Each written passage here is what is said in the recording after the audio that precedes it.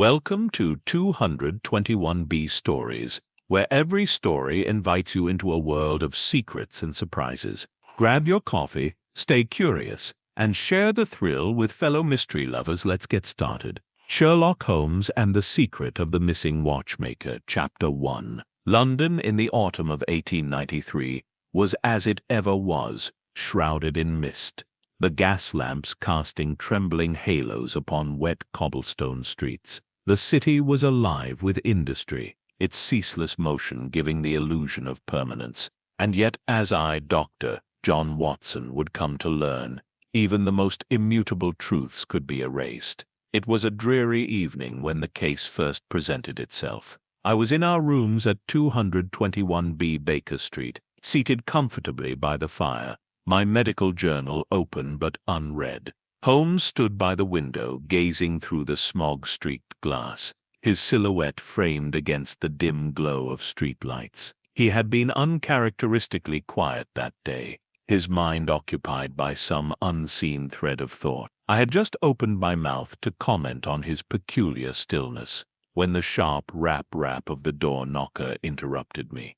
Hudson's soft but efficient footsteps followed, and within moments, a man of middle age and modest attire stepped into our sitting room, his expression one of confusion and distress. His clothes were neat but slightly askew, as if donned in haste. His eyes held the hunted look of a man who doubted his own sanity. "Mr. Holmes," he began, his voice wavering, "I fear I am losing my mind." Holmes turned from the window, his keen gaze sweeping over the man like a scalpel slicing through flesh. "Then let us determine," he said smoothly, "whether it is your mind that is at fault, or the world around you." The man exhaled sharply, nodding.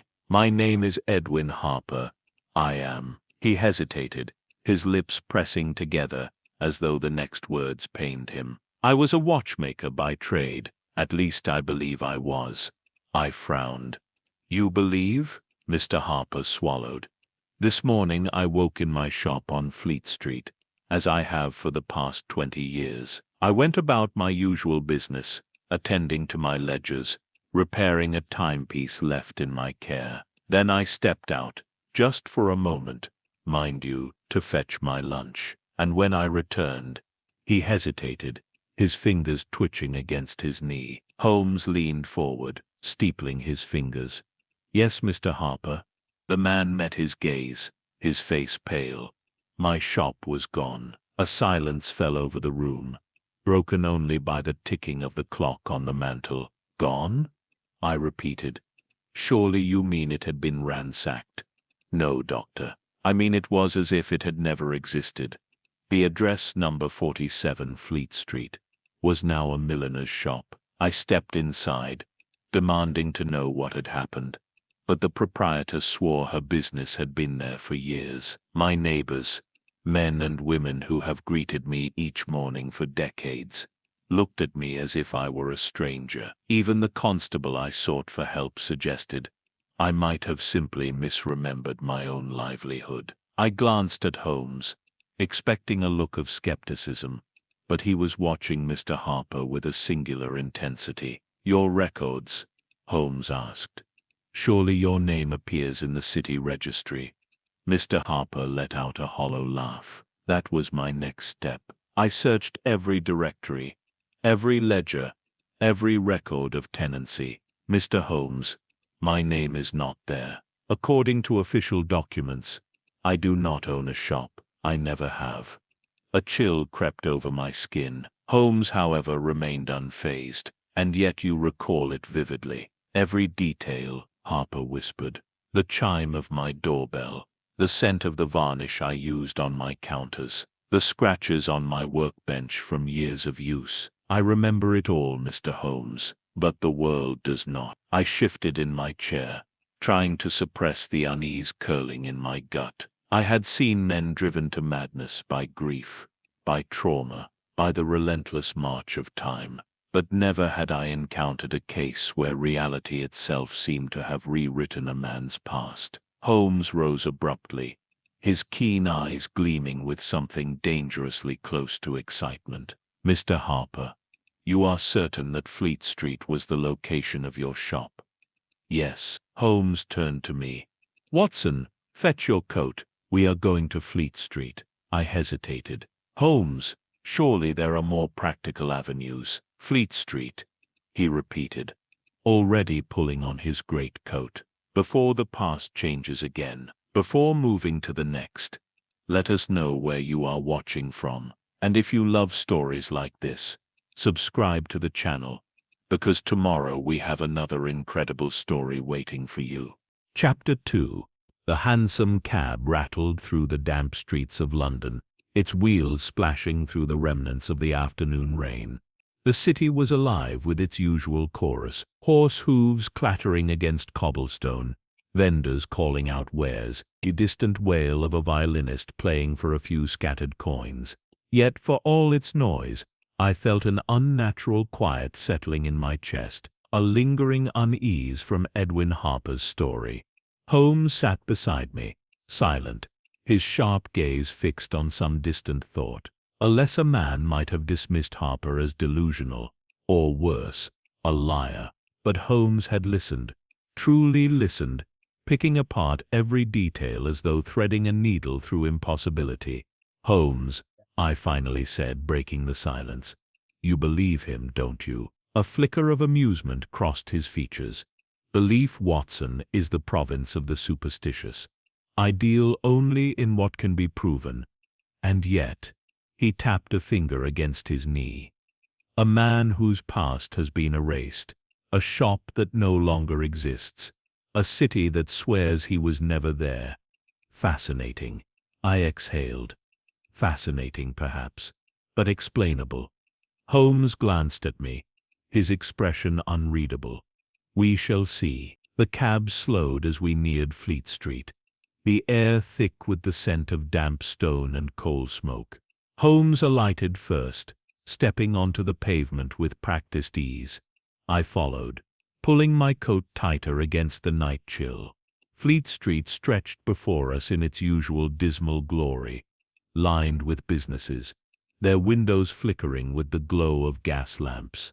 We passed a bookseller, a tailor's shop, the unmistakable facade of a bank, and then we stopped. There, at number 47, stood a milliner's shop, just as Harper had claimed. I frowned. The establishment looked neither new nor hastily arranged.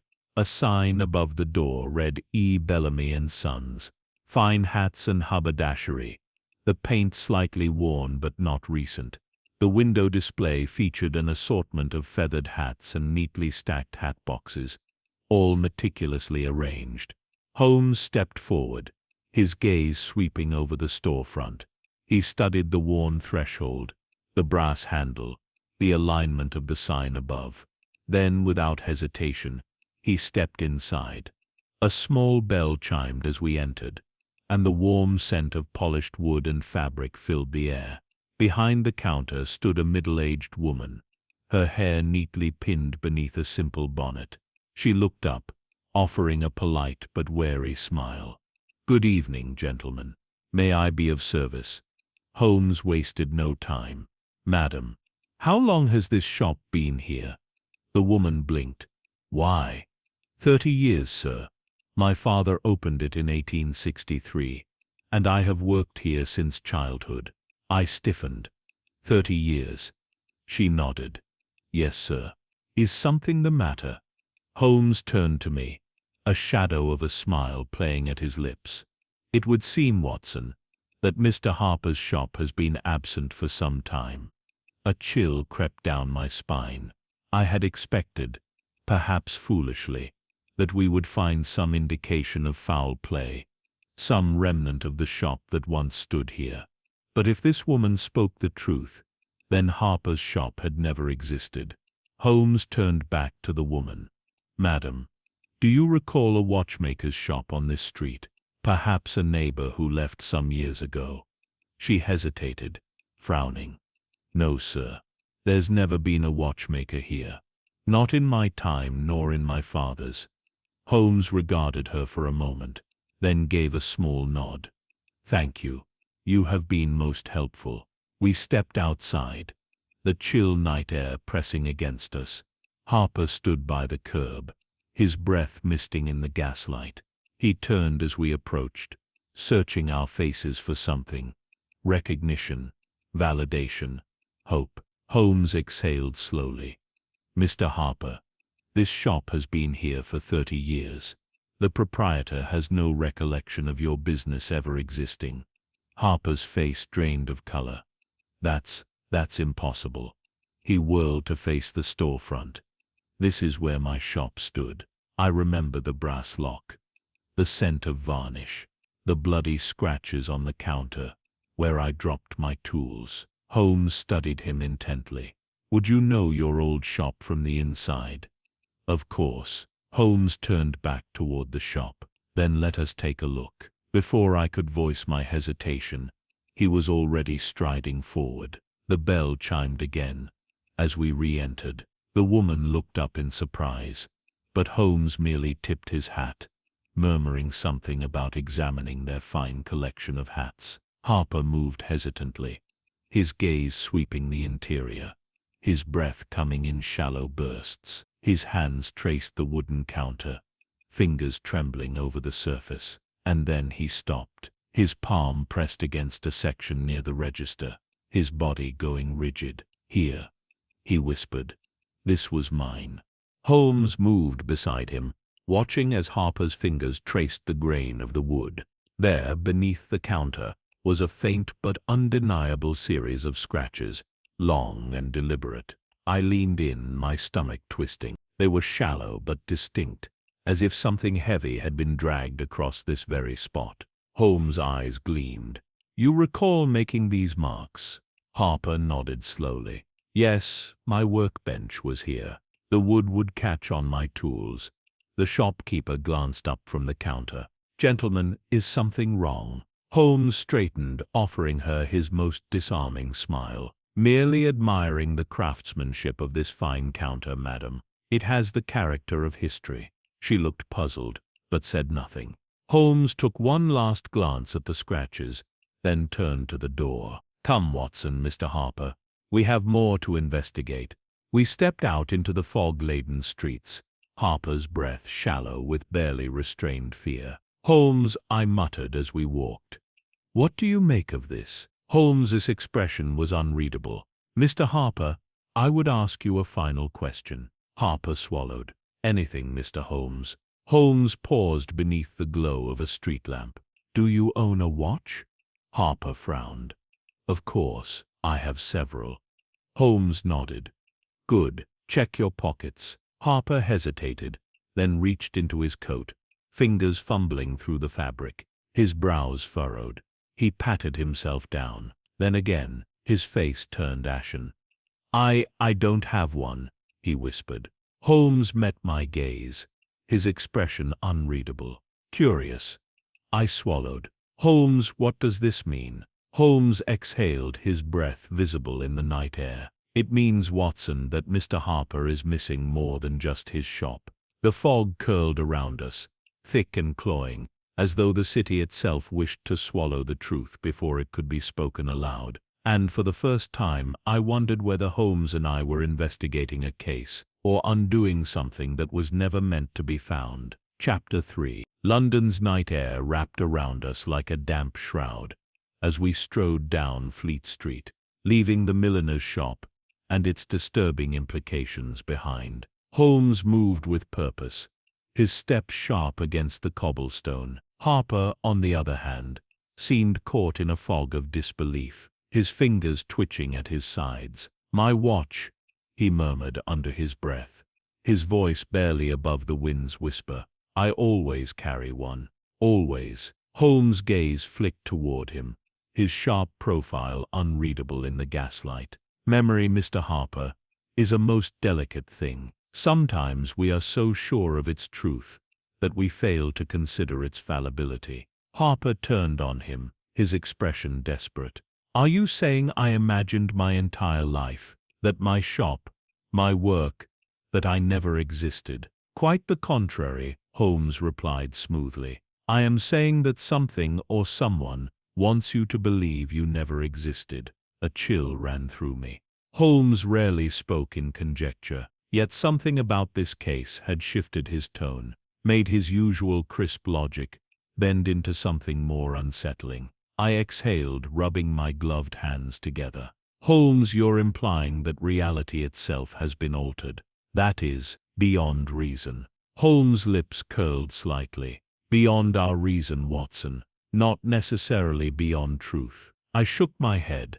There is no force on earth that can simply erase a man's past. Perhaps not erase, Holmes mused, but redirect, obfuscate.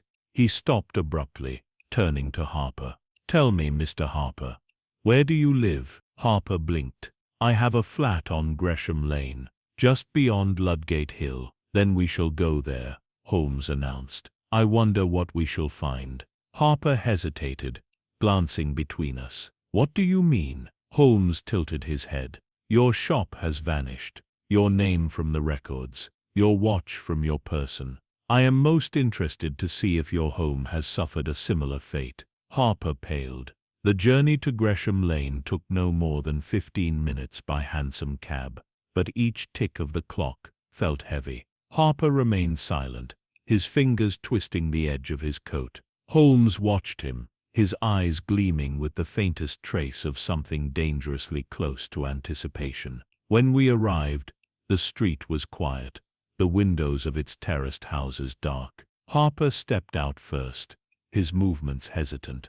He led us to a small brick building, its iron railing slightly rusted, a number 12 nailed to the wooden door. This is it, he whispered. Holmes stepped forward and knocked twice. We waited. No sound came from within. Harper frowned. She should be home. She?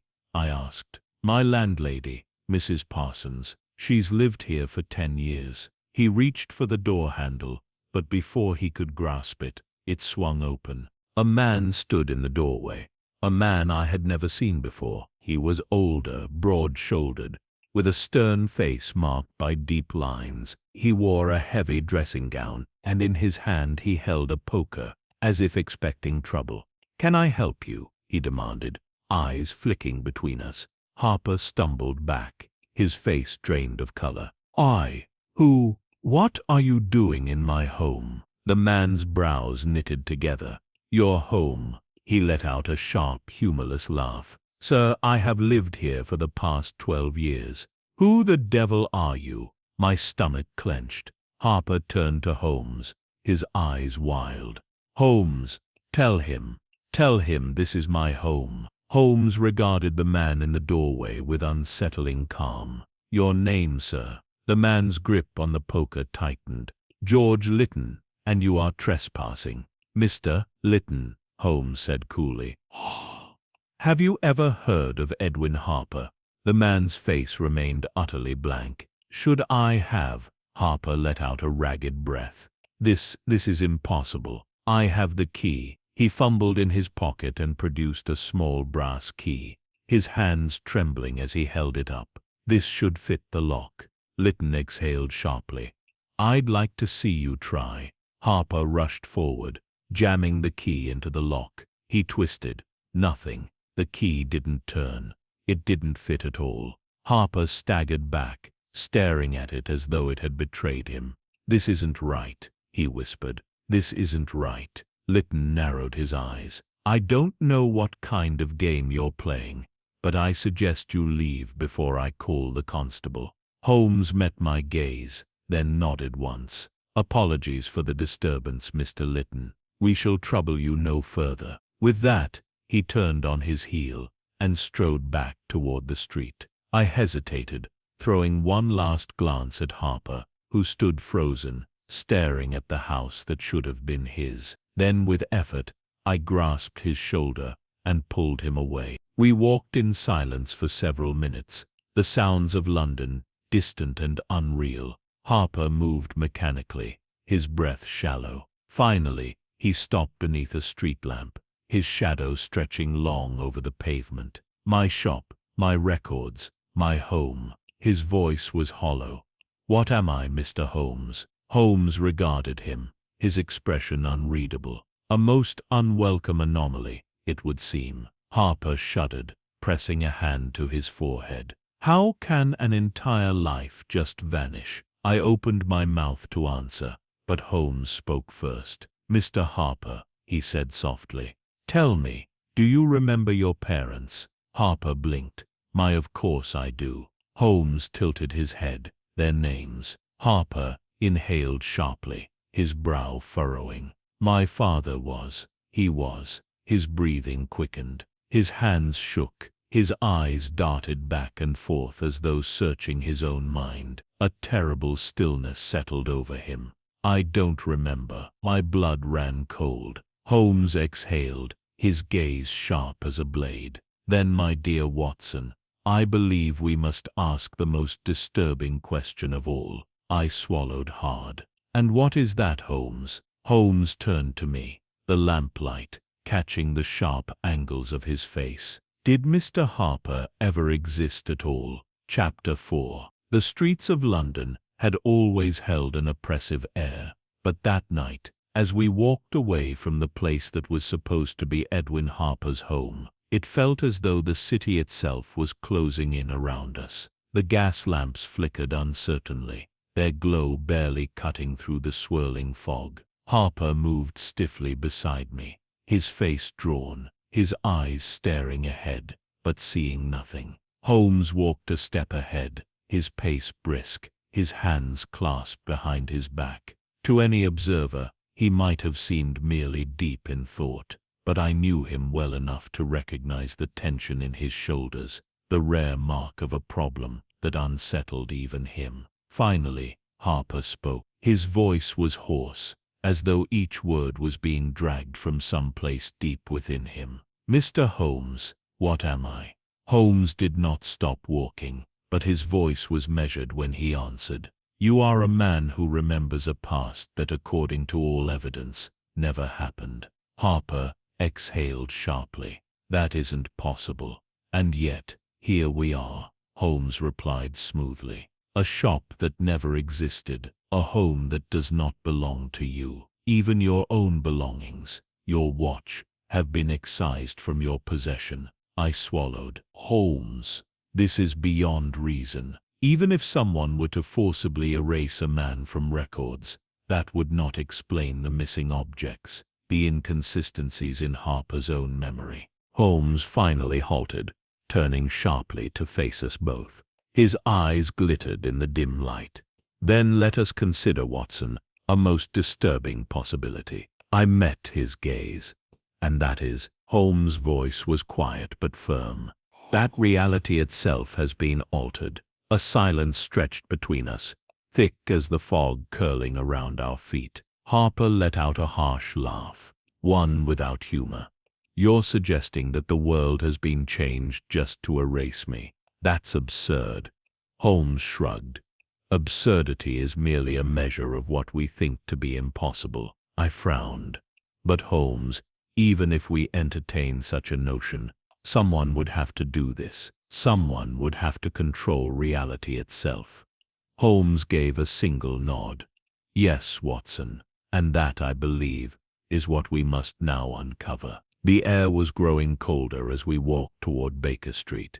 The silence between us, broken only by the distant clip-clop of hooves on wet pavement. I struggled to suppress my unease.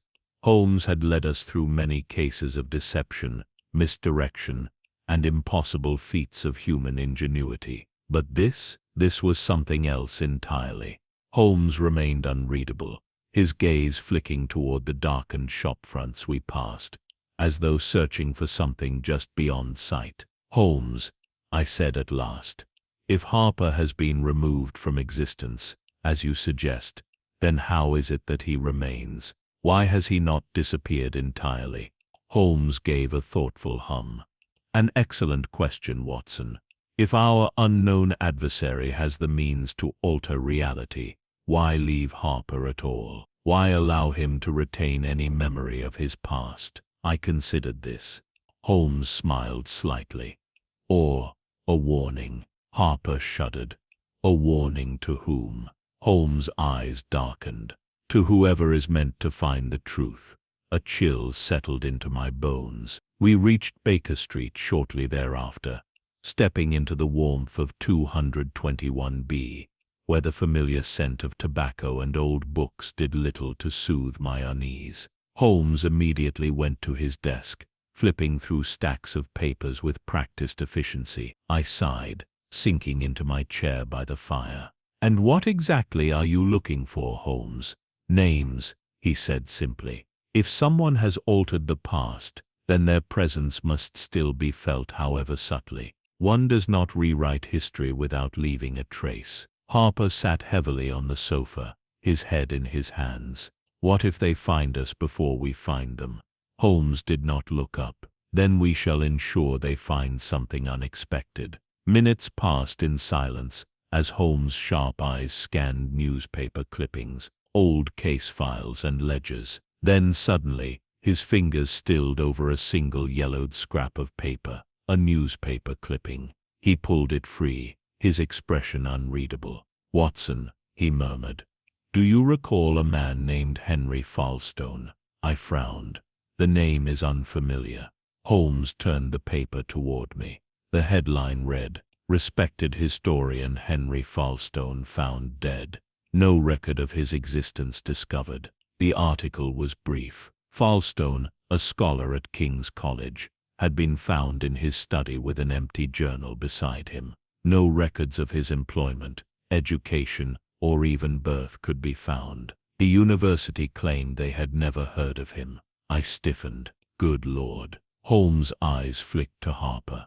"And yet, here is an article that remembers." Harper's breath quickened. "You think this happened to me?" "I think," Holmes murmured, "that it has happened before." The clock on the mantel had just struck 1 past midnight when the knock came. It was not loud, nor hurried, but there was a deliberate weight behind it, a rhythm that sent an immediate spike of unease through my chest. Holmes was already moving. He motioned for silence, reaching for the revolver he kept in the drawer. I stood, my breath shallow, as he approached the door. The knock came again, 3 sharp raps. Holmes placed his hand on the doorknob. Then he flung it open.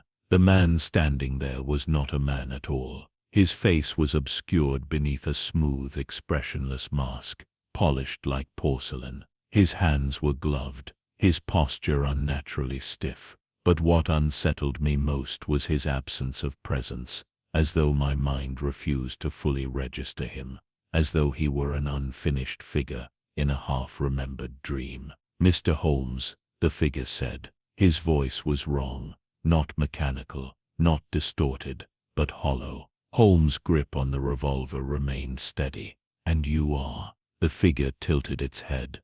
"A caretaker." Holmes raised a brow. "Of what?" A pause. "Of things that should not be remembered." Behind me, Harper let out a strangled breath. The figure slowly lifted a gloved hand and set something on the doorstep. A small rectangular object. A watch. Holmes did not lower his aim, and if we refused to forget, the figure did not move. "Then you will join him." The watch began to tick, and then, in the space between one breath and the next, the figure was gone. Chapter 5. For several moments, none of us spoke. The silence stretched long and taut, broken only by the faint ticking of the watch resting upon our doorstep.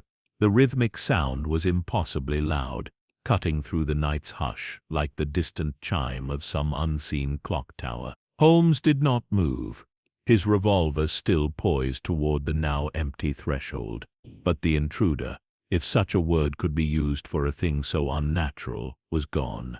There had been no footsteps, no retreating figure into the shadows. The very air where he had stood felt untouched, as if he had never truly been there at all. I exhaled sharply, stepping closer.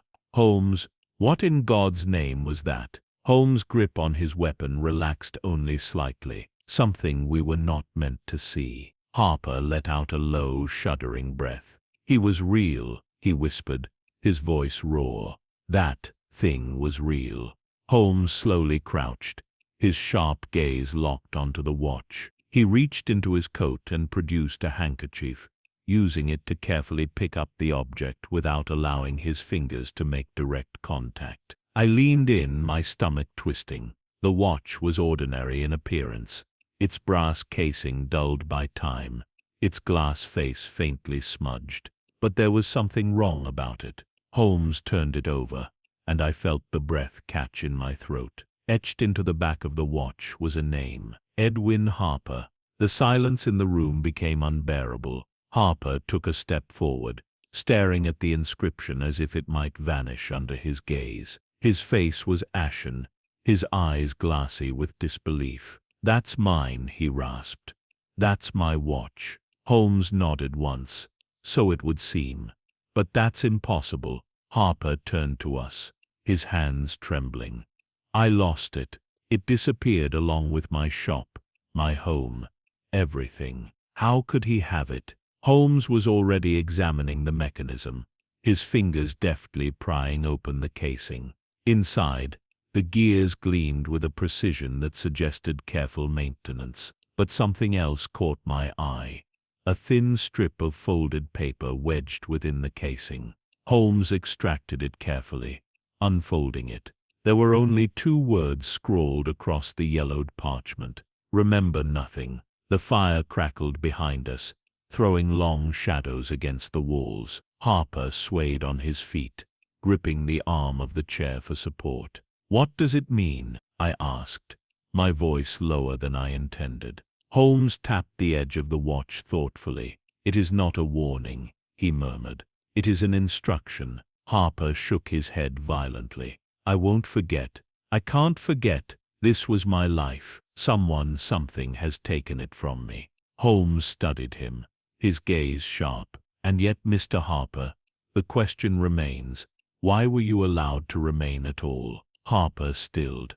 I swallowed. "You mean if this thing, this caretaker, as it called itself, was capable of erasing everything about him, why leave him behind?" "Precisely." Holmes set the watch on the table, its ticking now an unbearable presence. "A mistake, unlikely. A test, perhaps. But I suspect, Watson, that our dear Mr. Harper has been left as a message, though whether to us or to another party remains to be seen." I felt a shiver creep along my spine. "Holmes," I murmured, "we are dealing with something far beyond logic." Holmes' lips curled into the faintest hint of a smile. "Then we shall see just how far logic can be stretched." Holmes moved swiftly, his mind now fully engaged. He did not waste time speculating on supernatural possibilities. There was always a mind behind the mystery, even if the methods defied understanding. His first move was to retrieve our overcoats. "Where are we going?" I asked as I shrugged mine on. Holmes had already snatched his hat from its place. "To find a man who has already been erased." Harper balked. I don't understand." Holmes smiled thinly. "Then you are in good company." We stepped out into the mist-laden streets, the watch ticking softly in Holmes' pocket. The air was heavier than before, the fog thicker, as though the city itself was watching. I could not shake the feeling of being observed, yet each time I turned my head, the streets were empty. Holmes led us through a twisting route, his pace brisk but deliberate. I quickly realized our destination, King's College, London. I frowned. "Holmes, why here?" "Because, Watson, this is where Henry Falstone disappeared." The college grounds were empty at this hour, the great halls dark save for the occasional candlelight from an overnight scholar. Holmes navigated the corridors with ease, moving toward a particular wing. "Falstone's study," he murmured. We reached a heavy wooden door marked with a brass nameplate, or rather where a nameplate should have been. The metal had been scraped clean, leaving only faint grooves where a name had once been carved. Holmes' eyes gleamed. Curious. He reached into his coat and produced a set of lockpicks. Harper stiffened. "Wait, you mean to break in?" Holmes did not answer. Within seconds the lock gave a soft click, and the door creaked open into darkness. I swallowed hard. "Holmes, are we certain this is wise?" Holmes stepped inside. "Wisdom, my dear Watson, is often a luxury we cannot afford. Harper hesitated, then followed. I took a final glance down the hall, then stepped inside as well. The air in the room was wrong. Dust hung thickly, yet there were no footprints on the floor, no sign that anyone had entered in years. The desk sat untouched, papers yellowed with age. Books lined the shelves, their spines cracked and brittle. But the most disturbing thing, the journal resting open on the desk. Holmes strode forward, his fingers brushing the pages. I stepped beside him and froze. There was writing, but it wasn't complete. Sentences began and then faded into nothing. Words trailed off mid-thought. Paragraphs vanished entirely, as though the ink itself had simply chosen to forget. Holmes' voice was barely a whisper. They were erasing him even as he wrote. I felt my blood run cold. Harper reached for the book with trembling hands, his breath coming in sharp bursts. "My God," he whispered. "This is what's happening to me." Holmes turned a page, his gaze sharp as steel. And there, scrawled in the final surviving sentence, "They will come again. If you read this, remember me." A sound, a creak from the hall. Holmes' fingers curled over the edge of the desk. "We are not alone." The light outside the door flickered. A shadow shifted, then the door slammed shut. Chapter 6. The sound of the door slamming shut reverberated through the room, like the final note of a funeral bell. The candlelight flickered violently, casting long warped shadows across the dusty walls. Holmes did not move, his sharp gaze locked on the door, as though expecting it to swing open again. It did not. The silence that followed was suffocating, thick with something unnatural, a presence that was not quite there, yet undeniably felt. Harper inhaled sharply, his breath ragged. Did someone just lock us in? Holmes remained motionless for a moment longer, then pivoted sharply on his heel. He strode toward the door, reaching for the handle, but I already knew what he would find. The lock had engaged itself. "Curious," Holmes murmured, his fingers grazing the metal as though searching for some unseen mechanism. "Someone, or something, wants us here." I swallowed hard. "You mean to say we were led here deliberately?" "Indeed." Holmes turned back toward the desk, his expression unreadable.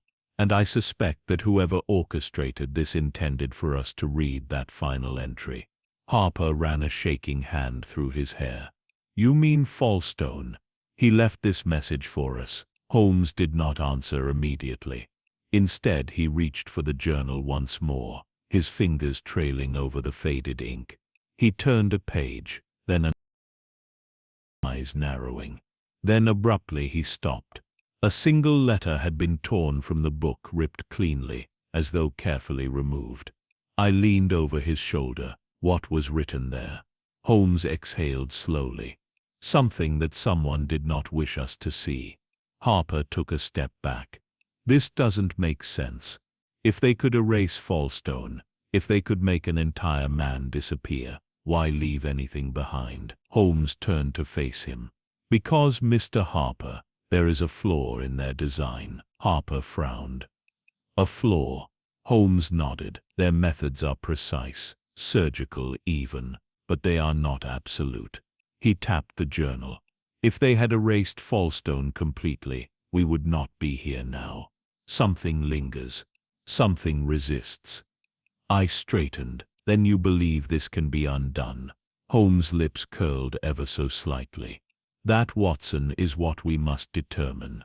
A sudden noise, faint, almost imperceptible, a whisper of movement beyond the door. We all froze. Holmes' eyes flicked toward the sound, his posture shifting into something I had seen only when he sensed imminent danger. He raised a hand, motioning for silence. Another sound. Closer, a slow, deliberate step. Holmes reached into his coat. His revolver gleamed faintly in the dim candlelight. My breath caught in my throat. I could hear it now, something just beyond the door. Waiting, listening. Then a single sharp knock, the kind one might hear at a gentleman's home. A polite, deliberate rap against the wood. My blood ran cold. Holmes did not move. Harper backed away from the door, his eyes wide with fear. Another knock, then a voice. Low, even, emotionless. Mr. Holmes. I did not recognize it, and yet something about it felt familiar. Holmes finally spoke, his voice calm. Who are you? A pause. Then I am here to take what remains. Holmes' grip on the revolver tightened. And what remains? A moment of silence. 1 moment of silence. Then the voice, flat, almost bored, spoke again. The memory. The candle on the desk flickered wildly. The air in the room grew thick, pressing against my chest as though something unseen had shifted. Holmes exhaled slowly. And if we do not surrender it, the voice did not hesitate. Then you will join him. A chill crawled up my spine. Holmes turned to me, his voice barely above a whisper. Watson, I would very much like to leave this room. I nodded stiffly. Agreed. Harper looked on the verge of collapse. How? The door. Holmes had already moved. He stepped toward the window, pulling back the heavy curtain. The fog outside was unnaturally thick, swirling in slow, deliberate patterns. I could see only faint glimmers of the street lamps below. Holmes tested the window latch. It was stiff, but it gave way beneath his hand. He turned back to us, nodding once. Out. Harper paled. We're on the second floor. Holmes did not look back. Then I suggest you land well. He swung himself over the ledge with effortless grace, his coat billowing as he lowered himself onto the narrow ledge just beneath. I followed, ignoring the way my stomach lurched as my feet found purchase on the cold stone. Harper hesitated, but the voice at the door spoke again, softer now. Closer. You cannot run from what is forgotten. Harper let out a choked noise and scrambled over the windowsill. The three of us clung to the ledge for a tense, breathless moment. Below us the alley stretched out, dark and empty. Holmes moved first. He released his grip and dropped into the shadows. I followed. Harper hesitated, only a moment longer, then let go. We landed hard against the damp stone, the impact rattling through my bones. I exhaled sharply, regaining my footing. Holmes was already moving. This way. We sprinted from the alley, our breath coming in sharp bursts, the mist curling around our legs like unseen hands. I did not look back. I did not dare look back. Only when we reached the end of the street did we finally stop, gasping for breath. Holmes turned toward the college, his eyes scanning the darkened windows. Then the candlelight in Falstone's study went out. A heartbeat passed, then another. I exhaled. Holmes, what was in that room with us? Holmes did not look away from the darkened window. Something that does not wish to be known. Harper was shaking. Where do we go now? Holmes turned toward him, his expression unreadable. Then softly, we go to the one place that cannot be erased. I frowned. And where is that? Holmes looked back toward the city, beyond the fog, and his lips curled slightly. Where history is remembered. Chapter 7. The city loomed ahead of us, its gaslit streets twisting into the dense fog like veins through an ailing body. Holmes led the way, his coat billowing behind him, as we moved swiftly through the shadowed alleys, avoiding the main thoroughfares. I kept glancing over my shoulder, half expecting to see a faceless figure trailing behind us, but there was only mist, shifting like something alive. Harper's breath was unsteady beside me, his nerves fraying with each step. Where are we going? He demanded. Holmes did not slow his pace. To the one place that cannot be altered. I exhaled sharply. And that would be. Holmes cast me a glance, his expression dark with meaning. The British Library Archives. The British Library was one of London's greatest strongholds of knowledge, a repository of history where ink outlived memory. If someone or something was altering reality, then traces of its interference might still be found within the old, unedited volumes. We arrived at the library's rear entrance, a towering stone structure swallowed in fog. Holmes produced a small set of lockpicks, glancing at me as he worked. "I trust you'll forgive this indiscretion, Watson." I let out a dry breath. Breaking into a government institution, yes, perfectly forgivable. A faint click echoed, and the door creaked open. Harper hesitated, casting nervous glances around, but Holmes was already inside. I followed, resisting the chill that swept over me. As we stepped into the dimly lit corridor, the air smelled of aged parchment and dust, the kind of scent that lingers in places long untouched. The vast shelves stretched in endless rows, filled with books, ledgers, and bound newspapers dating back centuries. Holmes moved with purpose. "We need records, documents untouched by modern hands." Harper swallowed. "And what exactly are we looking for?" Holmes reached a section labeled Historical Census and Registry and ran his fingers over the worn spines. "Proof." Holmes worked swiftly, scanning through old census records, cross-referencing directories and registries from decades past. I assisted where I could, though the enormity of our task threatened to drown us. Harper, to his credit, held back his panic, though his hands trembled as he leafed through an old leather-bound volume. Then, a sharp inhale. Holmes froze, his fingers tightening over an aged census book. I stepped closer, peering over his shoulder. He had found something. The page before us was dated 1871. A list of names, occupations, addresses, and there among them was a single entry that sent a chill down my spine. "Edwin Harper, watchmaker, 47 Fleet Street." I turned to Harper. He was staring at the entry with wide, disbelieving eyes. His lips parted, but no sound came. Holmes exhaled, his voice measured. "You were here, Mr. Harper, and this," he tapped the paper, "is proof." Harper let out a ragged breath. "Then why does the world say otherwise?" Holmes turned the page. The next census year, 1881. Harper's name was gone. Not marked deceased, not relocated, simply absent, as if he had never existed at all. A deep silence settled over us. I turned to Holmes.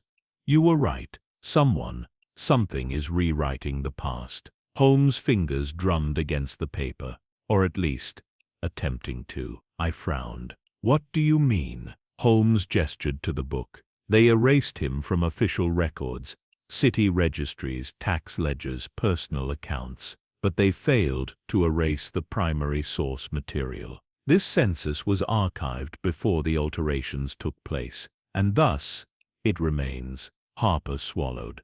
"Then, if my name is here, does that mean they've failed?" Holmes shook his head. "No, it means we've found the seam in their work, the place where reality was stitched back together. And that makes you, Mr. Harper, a loose thread." A sound from the hall, a slow, deliberate footstep. We stiffened.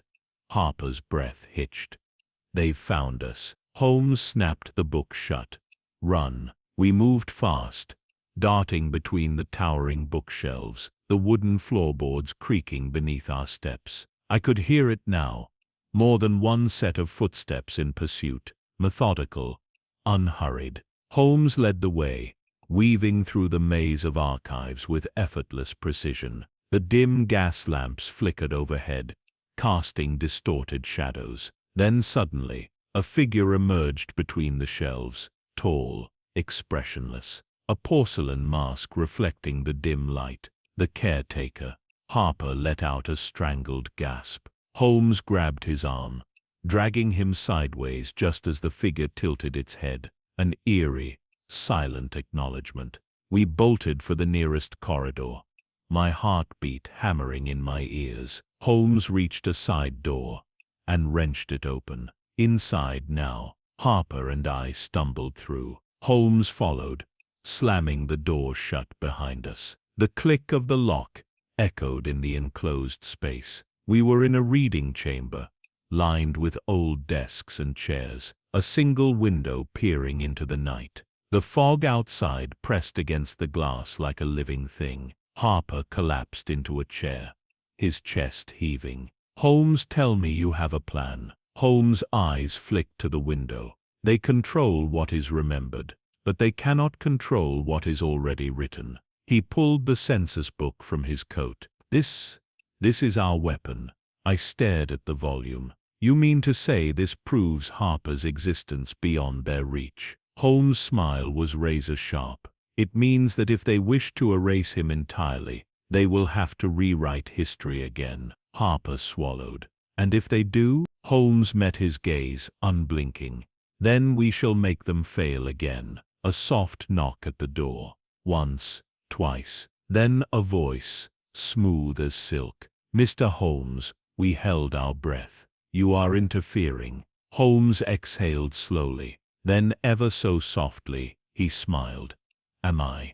A pause, then darkness swallowed the room. Chapter 8. The library reading chamber was swallowed in sudden blackness, as if the very light had been stolen from the air. I felt the shift immediately, a weight pressing against my chest, an oppressive silence settling over us like a shroud. Somewhere in the dark, Harper let out a shuddering breath. "Holmes, remain still," Holmes murmured. His voice was steady, but I could sense the tension beneath it. A single sound broke the quiet, the steady tick-tick-tick of the watch in Holmes' pocket. Its rhythm felt unnatural now, almost deliberate, as though marking time that no longer belonged to us. Then another sound, a slow, deliberate footstep, somewhere beyond the door. I gripped the edge of the desk beside me, forcing my breath to steady. "Holmes, what is happening?" There was a pause before he answered. "They are attempting to remove us from the equation, Watson." Harper exhaled sharply. "You mean erase us?"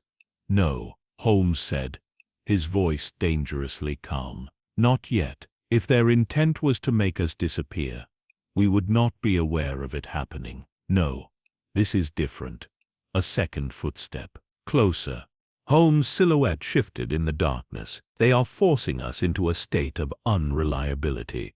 If we doubt what we see, if our minds fracture beneath the weight of their interference, then our knowledge becomes useless to us, and the truth fades, not by force, but by erosion." I clenched my fists. "Then what do we do?" Holmes' voice was like steel. "We do not allow them to make us doubt what we know to be true." The door handle twisted. A sharp inhale from Harper. I reached instinctively for my revolver, but Holmes raised a hand. "Wait." The handle turned further, creaking as the latch gave way.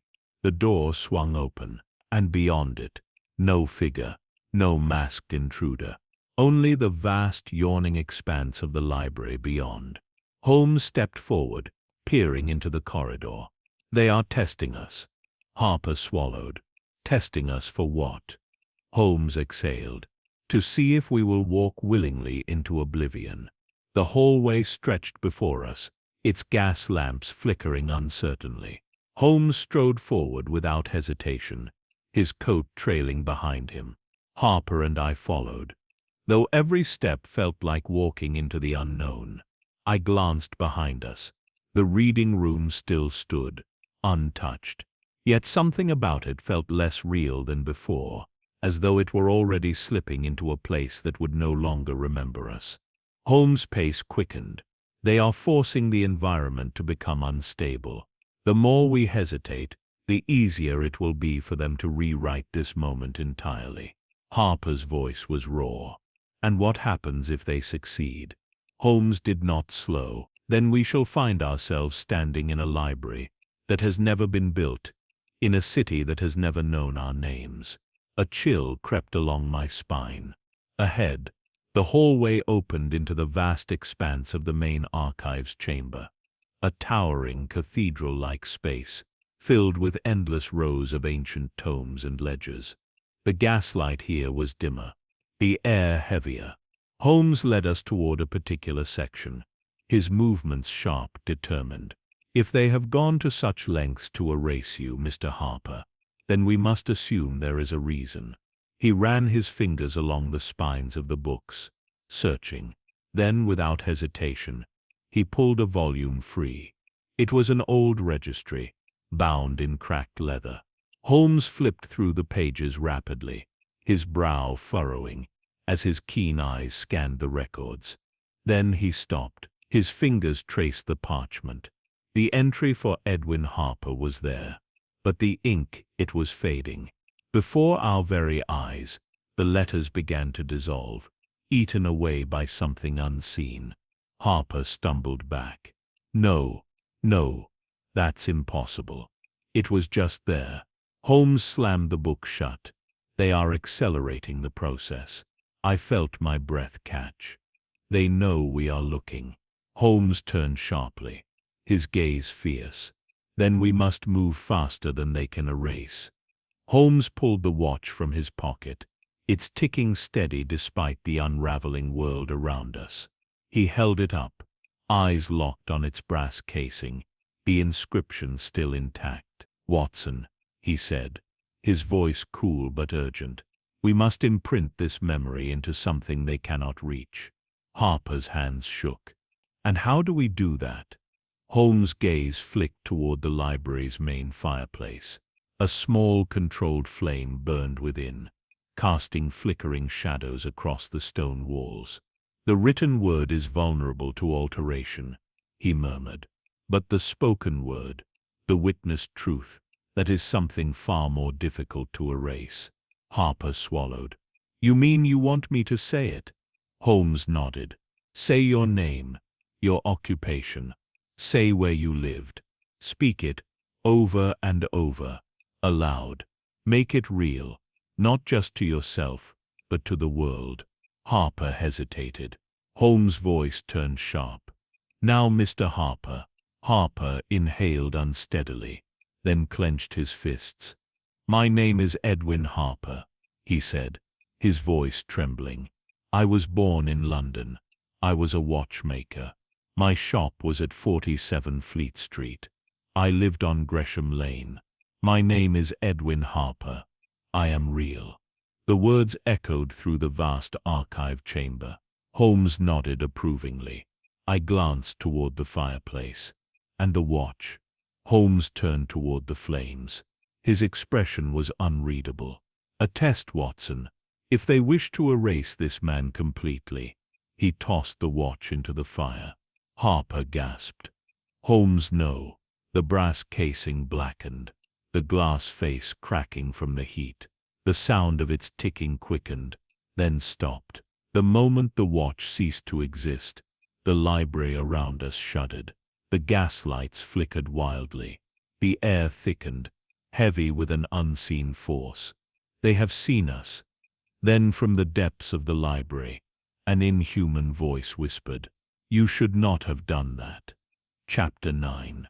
The voice was a whisper, a presence just beyond sound, slipping through the cold air like a breath against the nape of the neck. It did not belong to the living. Holmes' hand tightened at his side, his sharp gaze sweeping the dimly lit archives. The gaslights flickered, stretching the shadows unnaturally long, twisting across the shelves like grasping fingers.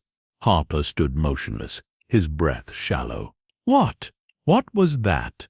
Holmes remained unnervingly calm. "A reaction." I swallowed. "A reaction to what?" Holmes tilted his head toward the fireplace. "To us proving that memory can defy erasure." The watch had been destroyed, its casing blackened, its delicate gears reduced to molten ruin, and yet the memory of it remained. Harper had spoken his name aloud. He had declared his existence to the world, and something had taken notice. Another whisper. This time it came from behind us. I turned sharply, expecting a figure lurking in the darkened rows of books, but there was nothing, just rows upon rows of history, stretching into the gloom. Harper clutched the edge of a nearby table. "What do we do now?" Holmes adjusted his coat, his movements measured. "Now, Mr. Harper, we leave before they decide to correct their mistake. I exhaled. Agreed. Holmes took the lead, his steps deliberate, but swift as we moved toward the exit.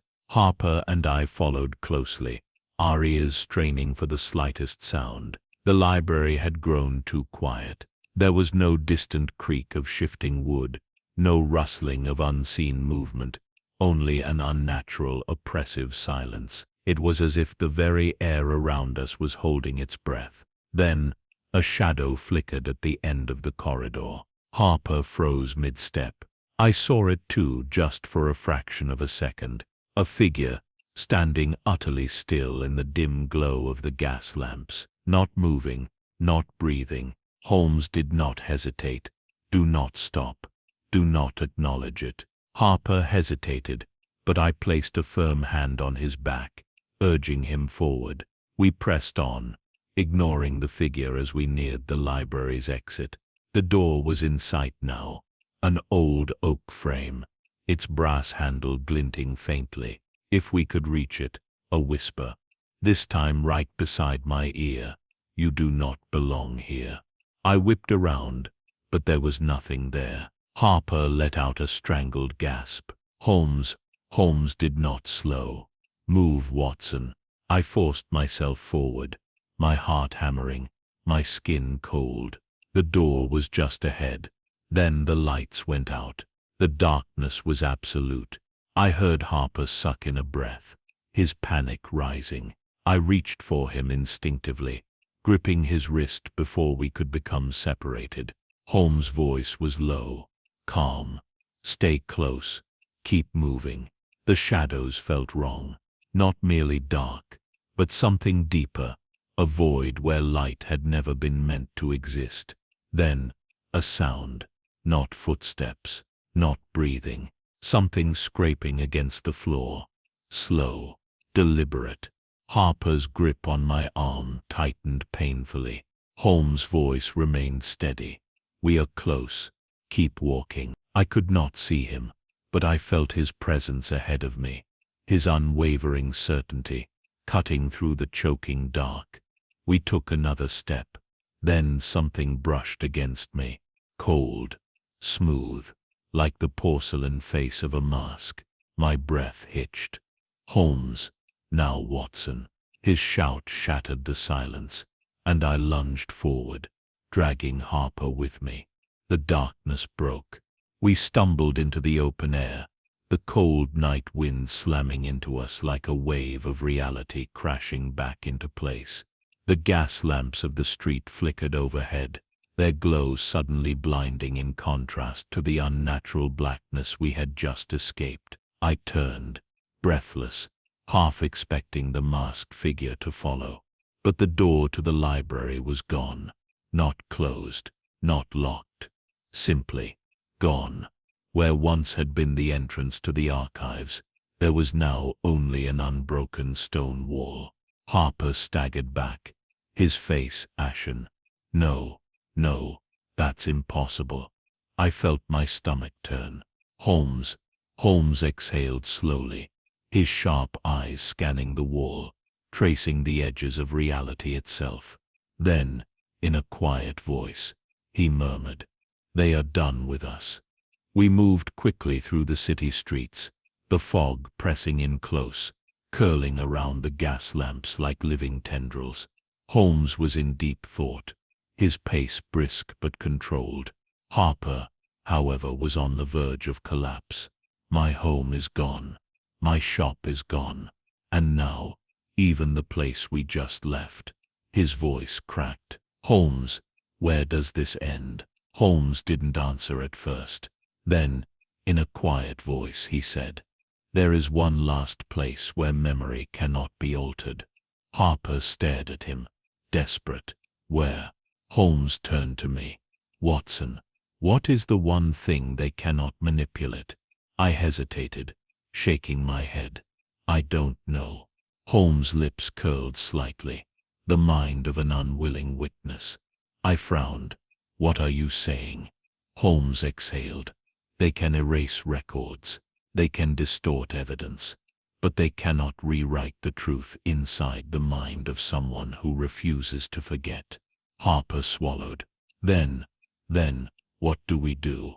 Holmes adjusted his coat.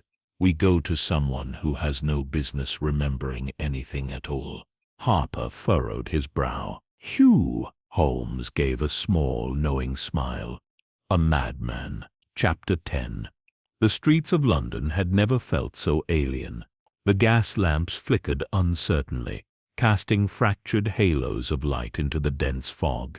Even the city's noise, so constant, so reassuring in its familiarity, felt distant, as if we were walking through a place that no longer belonged to us. Holmes moved swiftly, his coat cutting through the mist like the blade of a knife. Harper followed close behind, his breath shallow, his nerves fraying with each step. I quickened my pace to match Holmes. Holmes, you spoke of someone who cannot forget. A madman. His lips curled faintly, though there was no humor in it. Yes, Watson. If their goal is to erase what is remembered, then logic dictates we seek out the mind, least susceptible to their interference. Harper frowned. But why a madman? Holmes did not slow. Because, Mr. Harper, the mind that is already broken is far less likely to be reshaped. The implication sent a chill through me. Holmes turned a corner, leading us toward an older part of London, one where the streets grew narrower, the buildings more decrepit. The air here smelled of damp stone and rot. The shadows stretched long against the flickering lamplight.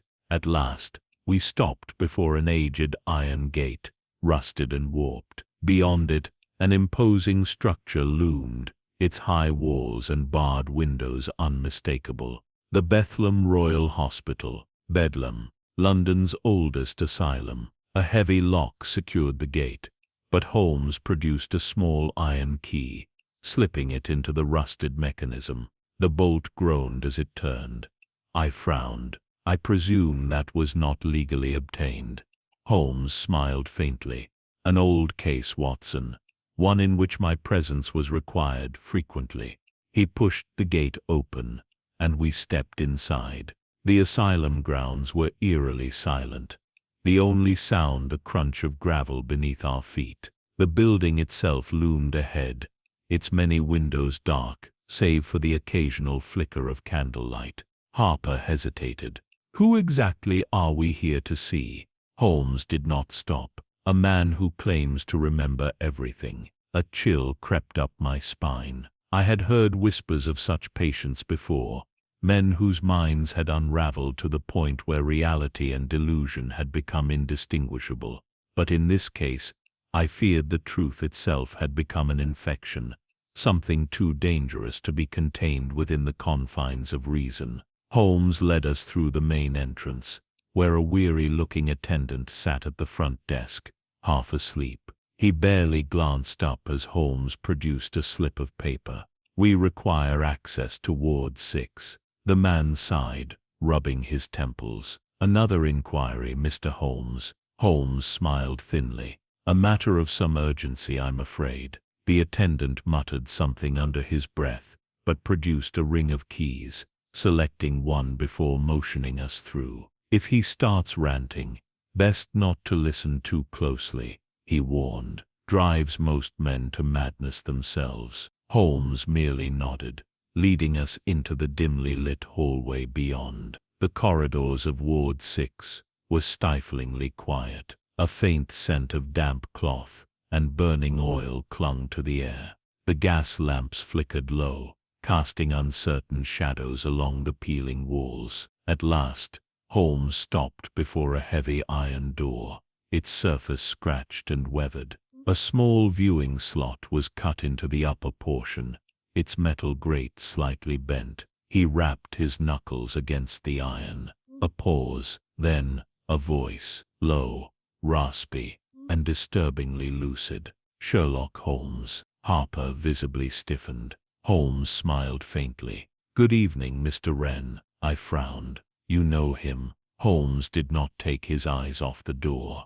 We have spoken before. The voice chuckled, a dry, brittle sound. You return to ask what you already know, detective. Holmes' expression did not change. No, this time, I return to ask what they do not want me to know. Silence. Then, a slow shuffle of movement. A single eye appeared in the viewing slot.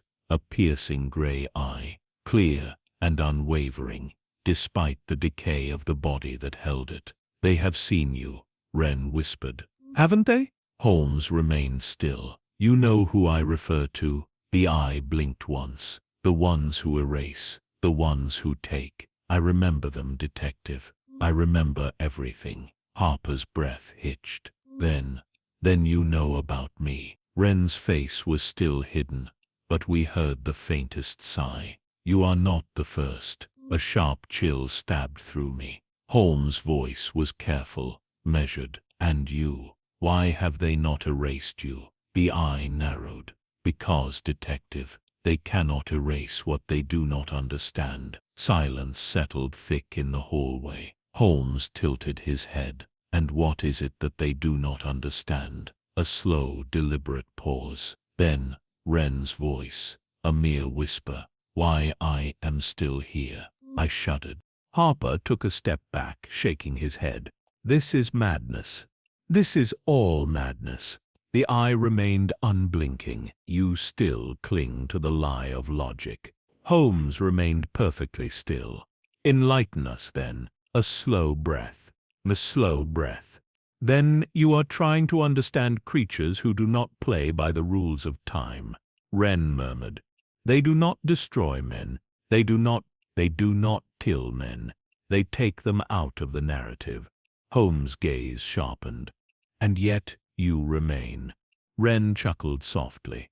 Because I was never part of the narrative to begin with. I exhaled, feeling my pulse quicken. What does that mean? Wren's voice turned almost amused. It means, Dr. Watson, that I am what happens when erasure fails. Silence. Holmes studied him for a long moment. Then his voice turned sharp. And what happens when it fails? A pause. Then, in a whisper, they come to correct their mistake. I felt my stomach drop. Holmes was already moving. We leave now. Harper was trembling. Holmes, what now? Watson. We turned and the lights in the asylum went out. A sound echoed through the halls. Low, rhythmic, something inhuman. Then from the darkness, a voice. Cold, hollow. Edwin Harper does not exist. Chapter 11. The asylum fell into utter darkness. The gas lamps lining the corridors had not simply dimmed. They had been snuffed out entirely, as though something had reached into this place and stolen even the concept of light. Then, in that hollow blackness, came the voice. Edwin Harper does not exist. A whisper, yet it filled the space entirely. A voice that had no throat, no breath, only certainty. Harper shuddered violently beside me. No, no, I'm right here. Holmes did not hesitate. Watson, move.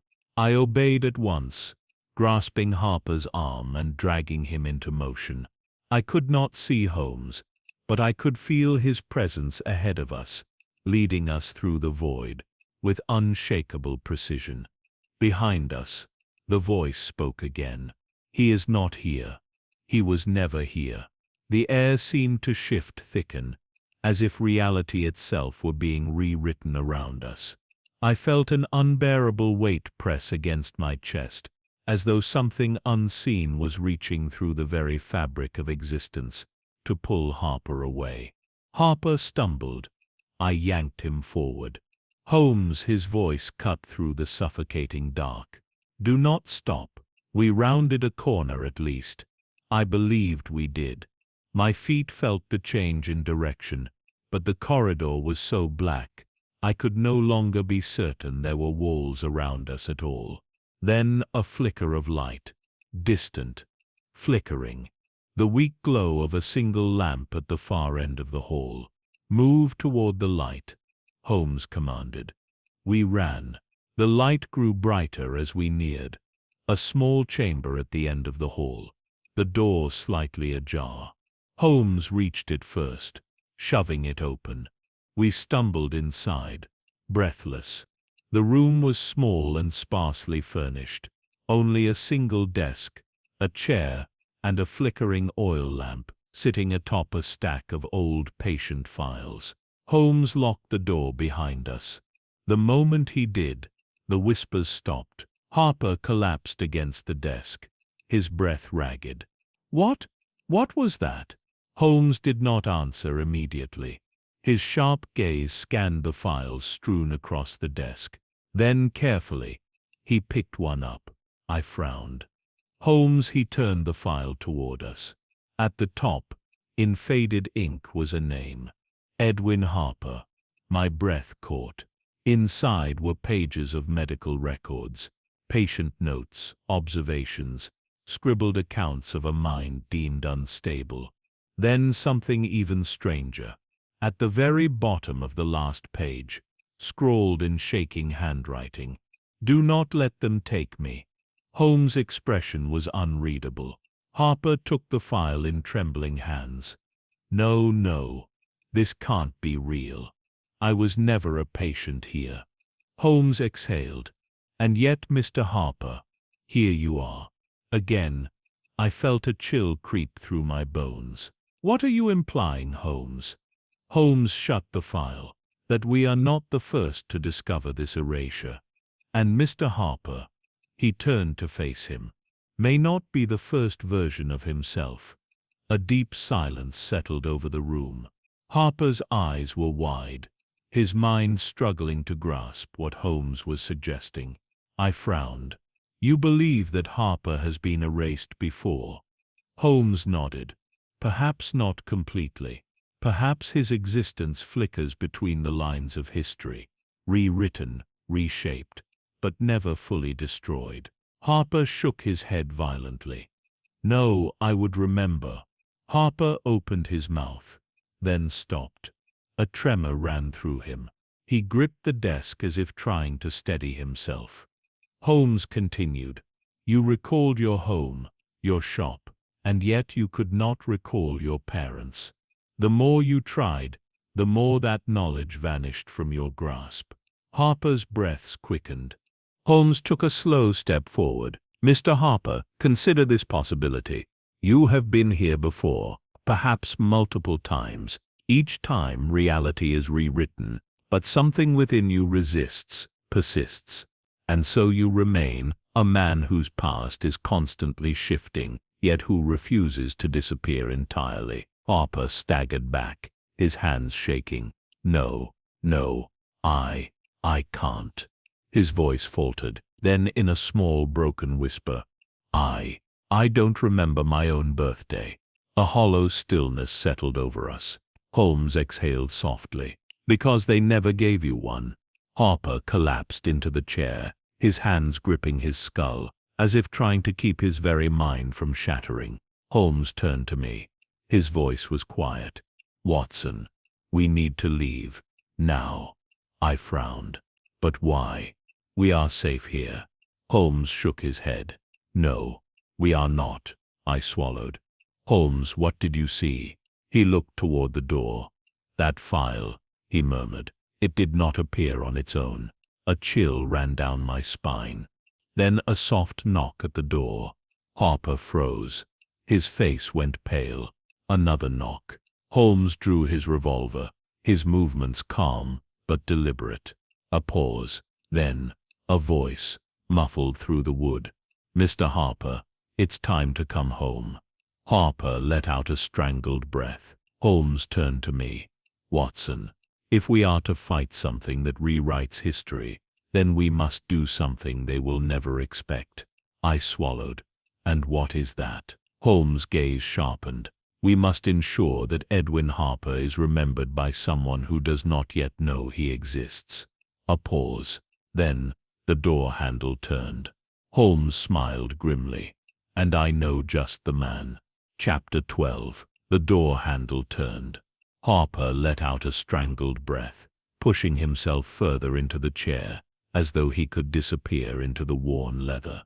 His face was pale, his hands trembling. Holmes remained still, his revolver raised, his sharp gaze fixed on the door. The dim oil lamp flickered, shadows stretching unnaturally across the walls. Another knock, soft, rhythmic. Then a voice, smooth, deliberate, and inhumanly patient. "Edwin Harper, it is time to come home." A chill ran down my spine. Holmes exhaled slowly. Then, with a voice as calm as if he were discussing the weather, he said, "You are mistaken. There is no Edwin Harper here." A pause. Then the voice responded, almost amused. "That is not for you to decide." Holmes moved swiftly. In a single motion, he pulled the oil lamp from the desk and hurled it at the door.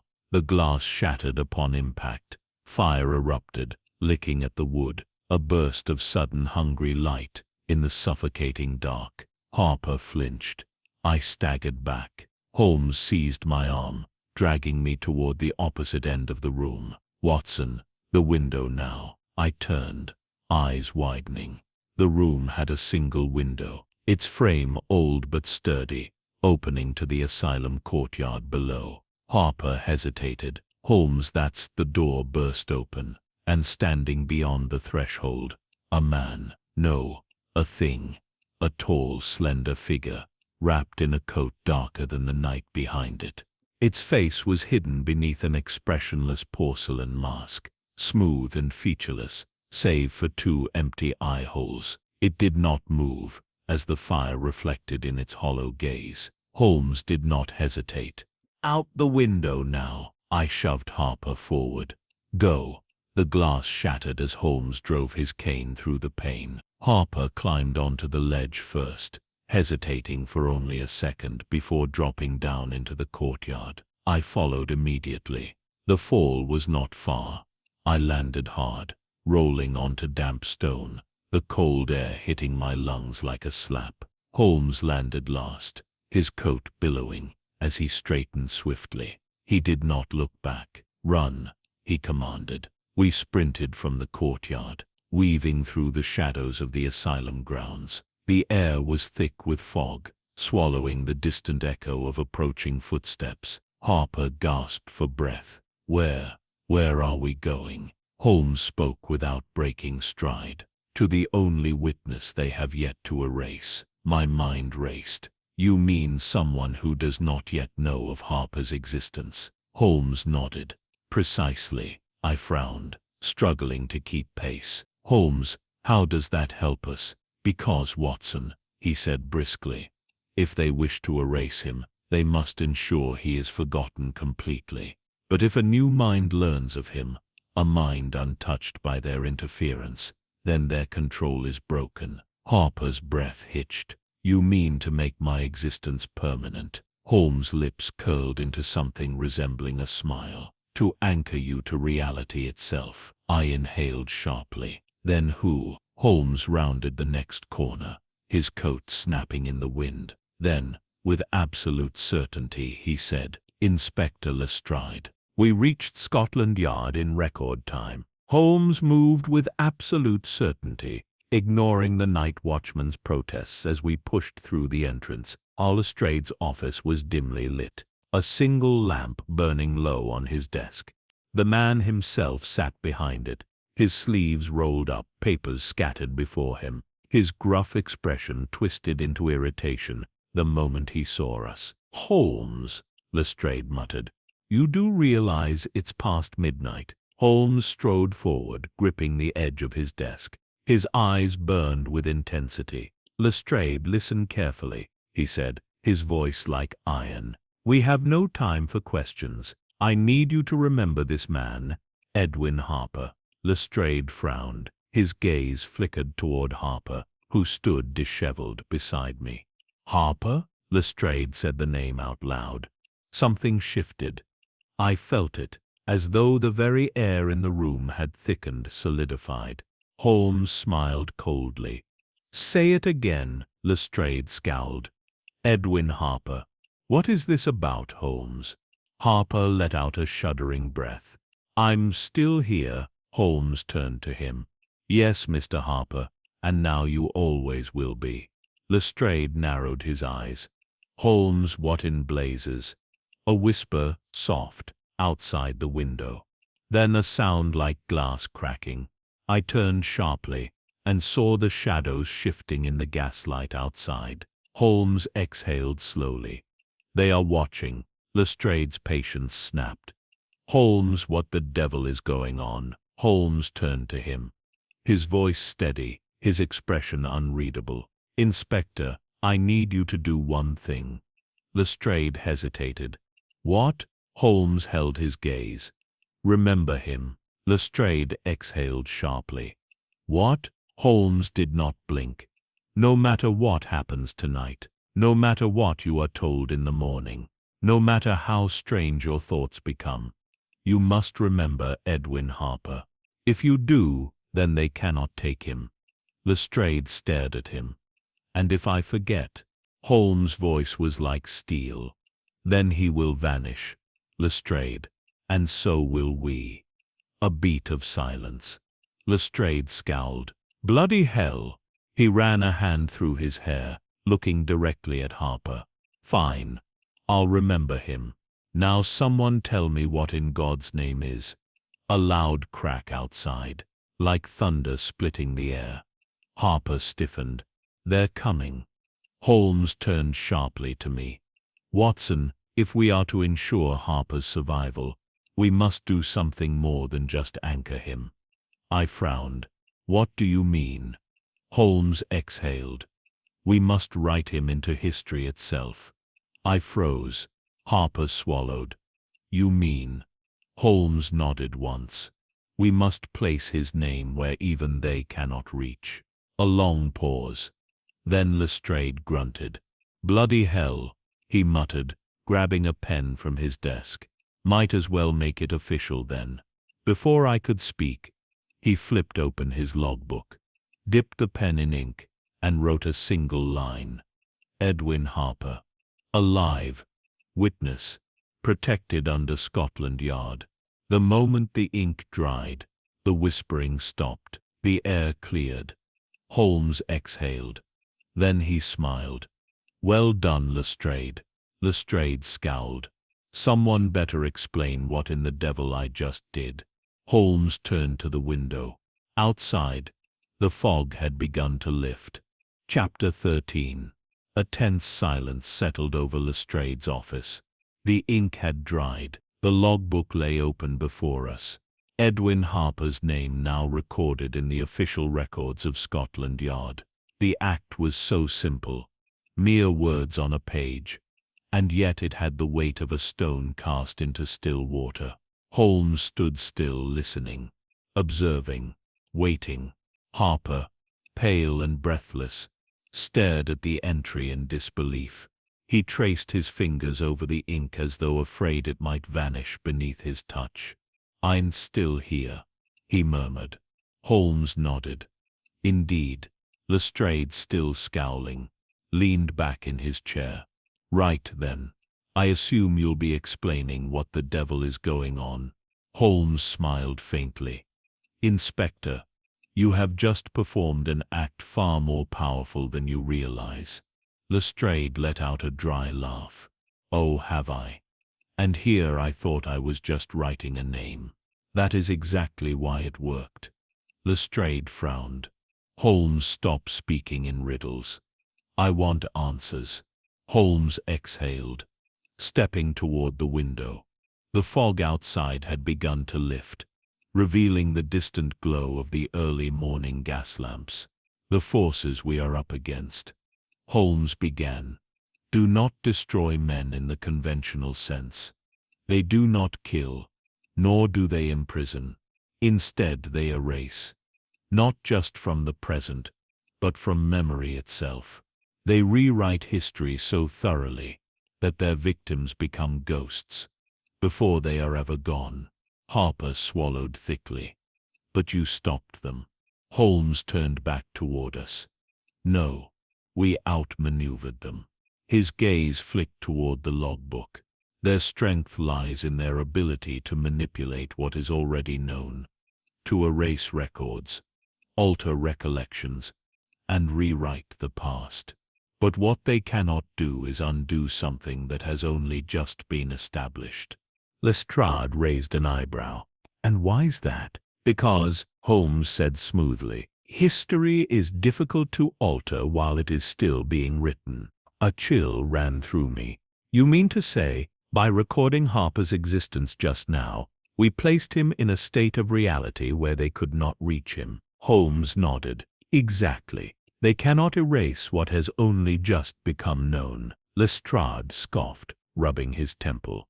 So that's it then. You're telling me I just saved this man from vanishing into nothingness by doing the simplest bit of police work? Holmes' lips twitched. Yes, Lestrade. Rather poetic, isn't it? Lestrade grumbled something under his breath. Harper exhaled slowly. Then, I'm safe? Holmes' expression darkened. For now. Morning came slowly over London. The fog had thinned, the city stirring awake as carriages rattled through the streets. But even as dawn broke, there was something unsettlingly wrong. Lestrade had allowed us to remain in his office for the night. Holmes had spent the early hours combing through old files, his mind still working as the rest of us struggled to shake the weight of exhaustion. Harper had fallen asleep in the chair across from Lestrade's desk. He stirred occasionally, mumbling to himself, as if his own existence was still something he needed to convince himself of. I sat across from Holmes, rubbing my temples. You're still thinking? Holmes did not look up from the case files. Of course, Watson. I sighed. Holmes, Harper is safe now. His name is recorded. The world will remember him. Holmes' fingers tapped against the table, his sharp gaze unwavering. Yes, but there remains a question that has not been answered. I frowned. Which is? Holmes closed the file, finally meeting my gaze. Why, Harper? I blinked. What do you mean? Holmes leaned forward. We have uncovered the method by which these entities operate, but we have yet to determine their purpose. They do not erase indiscriminately. There must be a reason, some motive behind their actions. Lestrade, who had been listening in half-interest, groaned. Holmes, must you always dig deeper? The man's safe, isn't he? Holmes' expression did not waver. And yet, Lestrade, we still do not know what they were trying to erase. A beat of silence. Then Harper stirred. I remember something. Holmes and I turned toward him at once. Harper blinked blearily, his hands gripping the armrests of his chair. His brow was furrowed, his breathing unsteady. I don't know why, but something is telling me to go back. I frowned. Back where? Harper's voice was distant, as if he was hearing something only he could perceive. To my shop. Lestrade sat up straighter. Fleet Street. Holmes, that place was torn down. Holmes' gaze flickered. Yes, and yet, I find it interesting that our friend here does not believe it to be gone. Harper swallowed. I don't know why, but I feel like, if I return there, I'll find something I wasn't supposed to see. A long silence stretched between us. Holmes stood abruptly, grabbing his coat. Then there is only one course of action. Lestrade groaned. Oh, here we go. Holmes turned to me. Watson, we must go to a house that no longer exists. We arrived at Fleet Street, just past sunrise. The street was already bustling, vendors preparing their stalls, the scent of fresh bread and ink from the printing presses filling the air. Holmes led the way, his coat whipping behind him, as he navigated the narrow roads with absolute certainty. Harper followed, his hands clenched into fists. It should be here.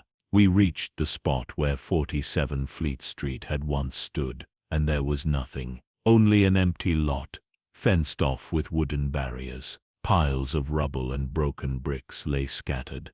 No foundation, no remnants of Harper's old watch shop.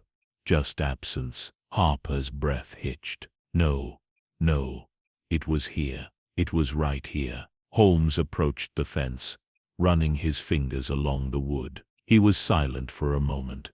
Then his fingers stilled. I stepped closer. Holmes, his voice was barely a whisper. This fence is new. Harper blinked. What?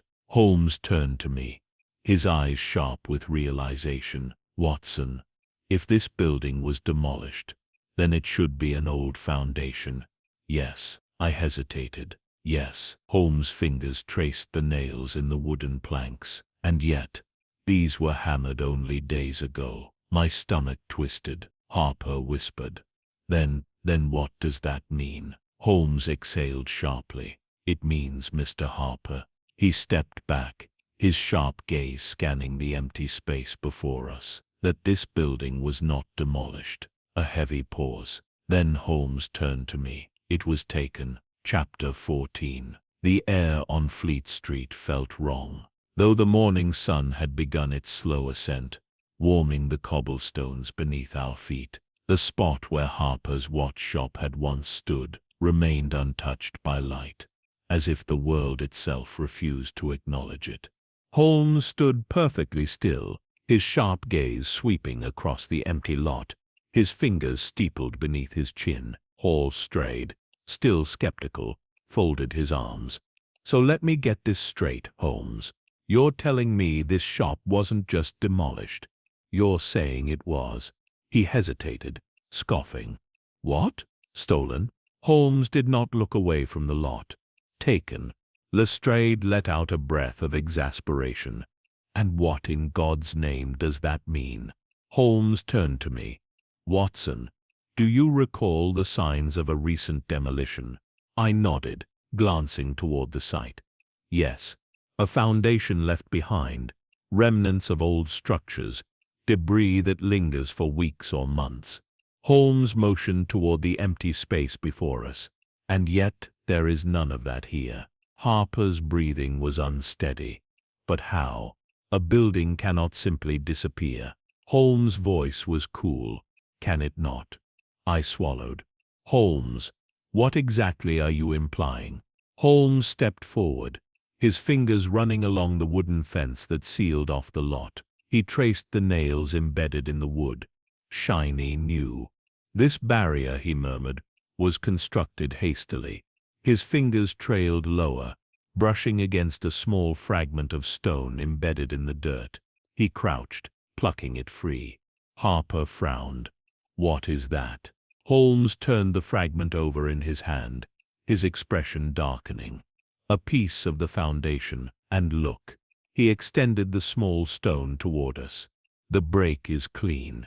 Too clean. I narrowed my eyes. What does that mean? Holmes rose, slipping the fragment into his coat pocket.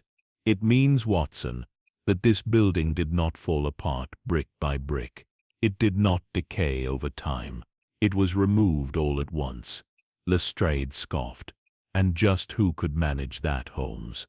Buildings don't just vanish overnight. Holmes' gaze sharpened. Unless someone or something ensured that they did. Holmes turned sharply. Come, we need to find records. Lestrade groaned. Holmes, can you not just explain what's going on before dragging us across London? Holmes smiled faintly. Now where would the fun be in that, Lestrade? Harper hesitated. Records of what? Holmes strode past him, adjusting his coat. Blueprints, official documents. He glanced back at Lestrade. The city's architectural plans should contain records of Harper's shop, if it ever truly existed in this version of London. Lestrade rolled his eyes, but motioned for us to follow. Fine. We'll check the Office of City Records. But if you're wrong, Holmes. Holmes smirked. I rarely am. The Office of City Records was a vast, cluttered space, filled with endless shelves of parchment and ledgers, each detailing the history of London's ever-changing architecture. The clerk at the front desk, a weary-looking man with ink-stained fingers, glanced up as we entered. Inspector Lestrade, the man greeted, adjusting his spectacles. What can I do for you? Lestrade jerked his thumb toward Holmes. He's the one with the questions. Holmes approached, resting his gloved hands on the desk. I require records for 47 Fleet Street. specifically its original construction ownership, and if available, any permits filed for its demolition. The clerk frowned, flipping open a thick ledger. His fingers traced the pages, his eyes scanning the lines. A long pause. Then his brows furrowed. "Strange," he murmured. Holmes' eyes gleamed. "Strange." The clerk adjusted his glasses. "There's no demolition permit for that address. No record that the building was ever scheduled for removal." Harper stiffened. "Then it shouldn't be gone." The clerk continued flipping through the pages. "Wait, here." He stopped, his eyes narrowing at a particular entry. Holmes leaned forward. "What do you see?" The clerk hesitated. Then slowly, he turned the ledger toward us. At the top of the page, the address was written clearly. 47 Fleet Street. I exhaled in relief. So it was real. But then beneath the address, where details of construction should have been, the lines were scratched out. Not erased, not blank, scratched out with heavy ink strokes. Deliberately obscured. Harper's breath hitched. What does that mean?" Holmes exhaled slowly. "It means that someone, or something, does not want this building remembered." Lestrade scowled. "So what? The lot just erased itself from history." Holmes tapped the blotted ink. "No, Lestrade. Someone tried to bury it, but they failed." Lestrade frowned. "Failed? Looks to me like they did a pretty good job." Holmes' lips curled into a smile. "No. If they had succeeded, there would be no trace of it at all." I inhaled sharply. "Then this means the shop still exists." Holmes' gaze darkened. "It means it could exist again, if we find the right proof." Holmes took a quill and dipped it into an inkwell, carefully tracing over the faded remains of the scratched-out entry. Slowly, painstakingly, the words began to emerge beneath the ink, as though reality itself was being forced to acknowledge them once more. And then a name appeared, a name we had not seen before. Hiram Falstone. Harper visibly paled. "That name." Holmes met his gaze. "You know it." Harper swallowed. He was an old watchmaker. He had a shop before me, but that was decades ago." Lestrade folded his arms. "So why is he in a document that should only list you?" Holmes exhaled. "Because, Inspector, it seems he too was erased." Harper's voice trembled. "But that means—" Holmes nodded. "It means you are not the first man they have tried to take." A heavy silence settled over the room. I glanced at Holmes. "Then what do we do now?" Holmes closed the ledger, his expression unreadable. "We find out what happened to Hiram Falstone." Chapter 15. The name Hiram Falstone lingered in the air like the final note of a half-forgotten melody. Something once familiar, now lost to the abyss of obscurity. Holmes tapped the inkwell lightly against the desk, his expression unreadable. A name that should not exist within a document that should not exist. Harper's hands curled into fists. "If he was a watchmaker before me, why don't I remember him? I was his successor." Lestrade grumbled. "And why is he listed instead of you? That's what I don't understand." Holmes exhaled. "Because, Lestrade, it means that Hiram Falstone was meant to disappear completely. Yet something of him remains, just as something of Mr. Harper resisted their efforts." He turned the ledger toward us. "This is a remnant, a mistake, proof that their erasure is not as perfect as they would have us believe." A chill ran through me. "And if their erasures are imperfect?" Holmes' lips curled into a small, sharp smile.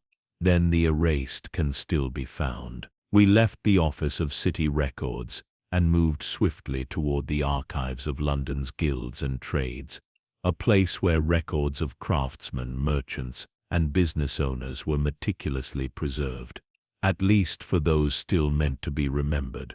Holmes wasted no time in locating the section dedicated to watchmakers. The archivist, a thin, aging man with spectacles too large for his face, gave us an odd look as we explained our request. "Falstone," he repeated, flipping through a vast leather-bound ledger. "I don't recall ever hearing of such a man." Holmes watched him carefully. "Strange. His name appears in an official city record." The archivist frowned, adjusting his glasses as he searched the pages. "I'm afraid I don't." He stopped. His thin fingers hesitated over an entry, as though something about the name disturbed him. Lestrade sighed. "What is it now?" The archivist's voice was quiet. This is odd." Holmes leaned in. "Explain." The archivist tapped the page. Hiram Falstone was a registered watchmaker under the Guild of Horologists for over 30 years. His shop was officially listed at 47 Fleet Street. Harper inhaled sharply. "That's my shop." "Yes," the archivist murmured. "But then in the year 1847, there's a sudden note. No explanation, no official closing statement, no mention of death or retirement. Just this single handwritten line." Holmes' eyes narrowed. "Read it." The archivist swallowed. "Stricken from the record. Do not inquire further." A long silence settled over the room. Lestrade exhaled through his nose. "Well, that's not ominous at all." Harper paled. Why would they write that?" Holmes studied the ink, his fingers tracing the old script. "Because whoever wrote it wanted to remember that he must be forgotten." The archivist hesitated. "There is one more thing." He moved toward an adjacent shelf, pulling out a second book. "A registry listing all burials and funerals recorded by the Guild. Standard procedure," he muttered, flipping through the pages. "When a Guild member passes, their burial details are recorded here. But for Falstone," his finger trailed down the page, "there is no record of death." Holmes closed the book with a decisive snap. "Then we find him." I blinked. "Find him?" "Holmes, this man disappeared almost 40 years ago. He could be long dead." Holmes met my gaze with a cool certainty. "And yet if his death was never recorded, then we cannot be certain he is dead at all, can we?" Harper shuddered. "If he's still alive, where would he be?" Holmes smiled faintly. "The same place all things forgotten eventually end up." Lestrade groaned. "And where, pray, is that?" Holmes adjusted his coat. "We must find the house of a man who was never buried, who was erased from history, but not from reality." His gaze darkened. "We must find Hiram Falstone's home." We followed the last recorded address of Hiram Falstone, not his shop, but his place of residence. It was a narrow townhouse tucked away on a street that no longer appeared on modern city maps, its name fading from memory like a forgotten dream. The further we walked, the quieter the city seemed to grow. The usual morning bustle faded, and an unsettling stillness settled over the streets. The air was cold, too cold for the season. Then at last we saw it.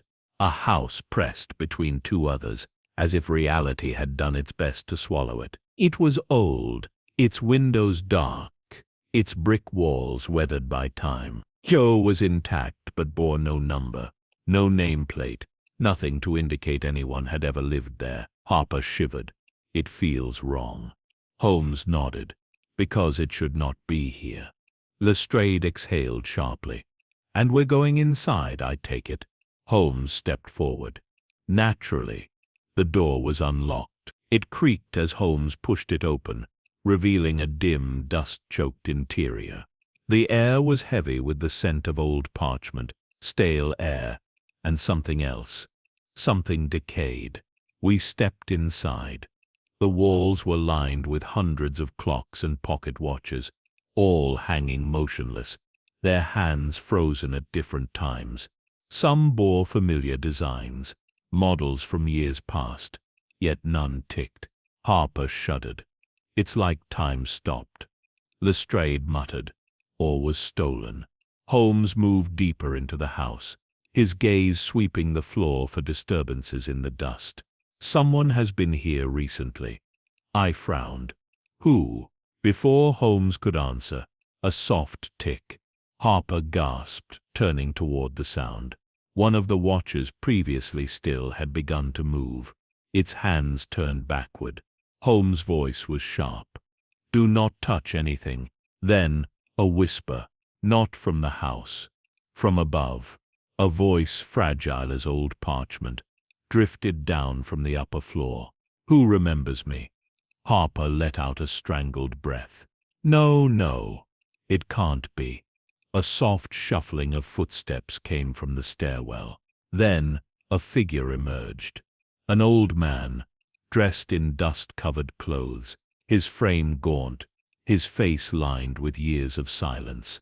His hair was thin, his eyes clouded, yet there was awareness within them. Holmes did not move. The man exhaled, his voice cracked from disuse. "You should not have come." Chapter 16.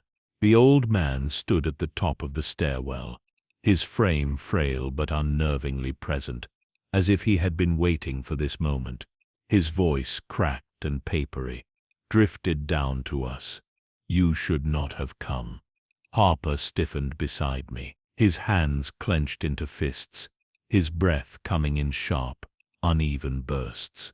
Holmes, however, remained utterly still, his gaze, sharp and calculating, locked onto the man with unwavering intensity. Lestrade, ever the skeptic, cleared his throat. "I assume you're Hiram Falstone." The man's clouded eyes shifted to Lestrade.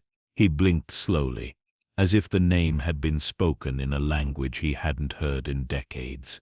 Then, after a long pause, "I was." A chill ran down my spine. Holmes stepped forward, his voice smooth but deliberate. "And who are you now?" Falstone's thin lips curled into something that was not quite a smile. "That," he murmured, "is the question, isn't it?" We followed Falstone into the upper floor of the house, the dust swirling around us with every step. The place had an oppressive stillness, as if time itself had coiled around the walls and refused to move forward. The second-floor study was filled with watchmakers' tools, half-built timepieces, and stacks of old parchment, all of it untouched by age. Holmes' keen eyes swept over the room before settling on the single chair in the center, one with deep grooves in the wood, as though someone had sat there for an eternity. Falstone lowered himself into it with a sigh, his bones creaking louder than the chair beneath him. Harper's voice was raw. "You owned my shop before me." Falstone's gaze flickered toward him. "Did I?" Holmes leaned forward slightly. "You did, but the world has done its best to forget you." The old man let out a dry chuckle. "Then you should have let it." Silence stretched between us. Then, in a voice that barely reached a whisper, Falstone spoke again. "They will know you are here." Lestrade exhaled sharply. "Right, enough of the cryptic nonsense. Who are they?" Falstone's fingers trembled as he reached toward a small brass pocket watch on the table beside him. It was unlike any I had ever seen. Its hands moved counterclockwise, ticking softly, ticking backward. He held it up, his voice distant. "You have felt it, haven't you?" Holmes said nothing. Falstone continued. "The gaps in your memory, the strange fog over facts that should be concrete, the feeling that something has been rewritten." Harper swallowed. "Yes." Falstone's grip tightened around the pocket watch. "That is their work." I frowned. "Who?" He exhaled shakily. "The ones who decide what must be remembered and what must be erased." A heavy silence filled the room. Then Holmes spoke, his voice dangerously calm. "You were meant to disappear." Falstone smiled, but there was no joy in it. "Yes." Harper's breathing quickened. "But you didn't." The old man nodded. "No." Holmes studied him. "Why?" Falstone's hands trembled slightly as he placed the reversed pocket watch on the table. "Because," he murmured, "I built something I was not meant to build." Holmes reached forward, his gloved fingers brushing against the strange pocket watch. He tilted it toward the dim light, filtering through the dusty windows, studying the way the hands moved backward, defying all logic. A watch that moves against time itself, he mused. A mere curiosity, or something far more dangerous. Falstone watched him carefully. I built it to test something. Holmes did not look away from the watch. And what did you discover? The old man's voice dropped to a whisper. That time is not what we believe it to be. A shiver crawled down my spine. Falstone leaned forward slightly, his pale blue eyes locking onto Holmes with unsettling clarity. They do not merely erase men, detective. They erase the possibility of them ever having been. They do not kill, they unmake. They rewrite history so that their targets were never born, never built, never thought of. They remove the stone from the river, and the ripples adjust accordingly. Holmes' fingers traced the rim of the watch. And yet you remain. Falstone exhaled. Because I built something that should not exist. And now I am something that should not exist. Harper's voice was hoarse. And my shop, my life. Falstone's eyes darkened. They were next. The room was thick with silence. Dust hung motionless in the air. The pocket watch on the table ticked backward, second by second, as if unraveling time itself. Then a knock, soft, deliberate. Lestrade stiffened. You expecting visitors? Falstone did not move. His hands clenched into fists, his expression grim. Holmes exhaled. They know we are here. The knock came again. Harper went rigid. No, they can't. Falstone's voice was barely a whisper. Do not open the door. Lestrade scowled. And what if they open it themselves?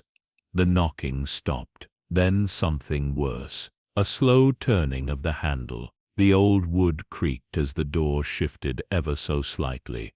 Not forced. Not kicked in. But simply opened. A shadow stood in the doorway. A figure, dressed in a dark coat, face hidden beneath an expressionless porcelain mask, smooth and featureless, save for two hollow eye sockets. Harper let out a choked breath. Holmes did not move. Close the door, Watson. My throat was dry. Holmes now. I stepped forward, my hands trembling as I reached for the handle. The figure did not move.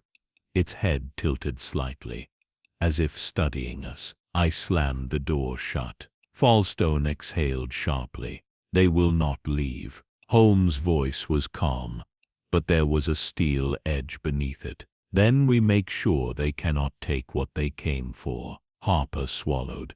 And how do we do that? Holmes picked up the backward-ticking pocket watch, his fingers closing around it. We give them something they cannot erase. A loud bang against the door. Then another. The wood splintered. Holmes exhaled. Watson, he said softly, we may need to run. I tightened my grip on my revolver. For once, Holmes, I agree with you.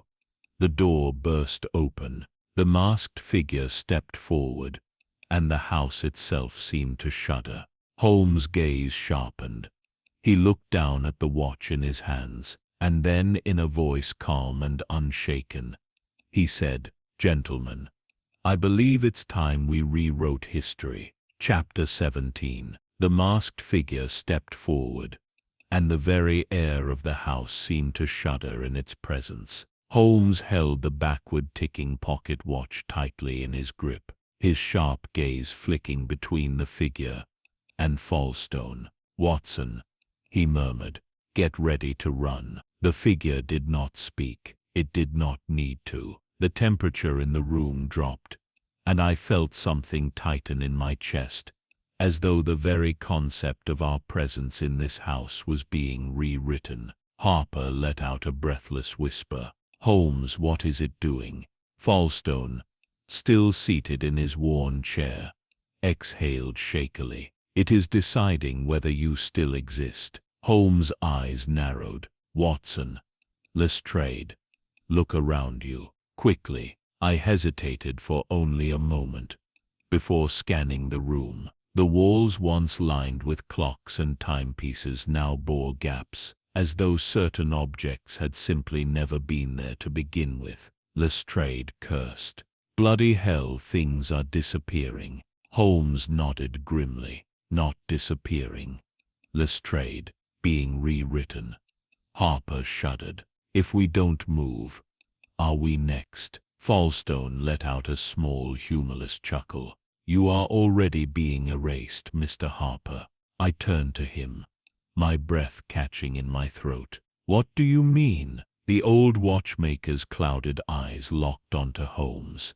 They have been trying to remove Mr. Harper from history for days, and yet he still remains. Holmes' fingers twitched around the pocket watch. Because we did something unexpected. We wrote him back into the narrative. Falstone nodded. Exactly.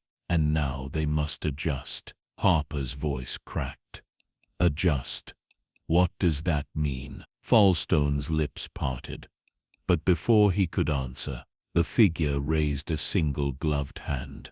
The world blurred. For a second, just a fraction of time, everything shifted. The walls seemed to bend inward, the light dimmed, and the very air grew heavier, as though reality itself had been folded over. I saw Harper stagger, his hand flying to his head as though a blinding pain had struck him.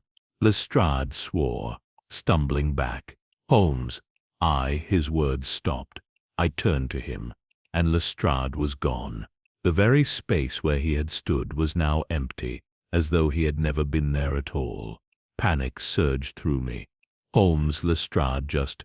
Holmes was already moving. With a sharp twist of his wrist, he threw the pocket watch to the ground. It shattered. The glass cracked, the small gears spilling onto the wooden floor. And in that instant, Lestrade gasped. He was back suddenly, abruptly, as though he had never left. He clutched at his chest, breathing heavily. Bloody hell. I grabbed his arm. Lestrade, are you all right? His eyes were wild, unfocused. I was gone. I wasn't anywhere.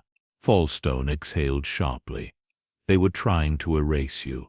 Lestrade swallowed hard. He shook his head. I don't want to talk about it. Holmes remained perfectly still, his gaze locked onto the masked figure. It had paused, as though confused. Holmes let out a slow, measured breath. That's interesting. Harper wheezed. What's interesting? Holmes' lips curled into a knowing smirk. It did not expect that. Falstone's eyes widened. You mean it didn't know what would happen? Holmes nodded. Yes. Which means, he exhaled sharply, stepping toward the thing that should not exist. You are not as omnipotent as you would have us believe, he murmured. The figure did not respond. Instead, it took a single step backward. Holmes smiled. You fear us now. Holmes turned back to us, his sharp mind already moving ahead. Gentlemen, I believe we have just uncovered a critical weakness. Lestrade was still shaken, but he forced out. Which is? Holmes' eyes gleamed. They cannot erase what is newly written, nor can they predict what we will do next. I inhaled sharply.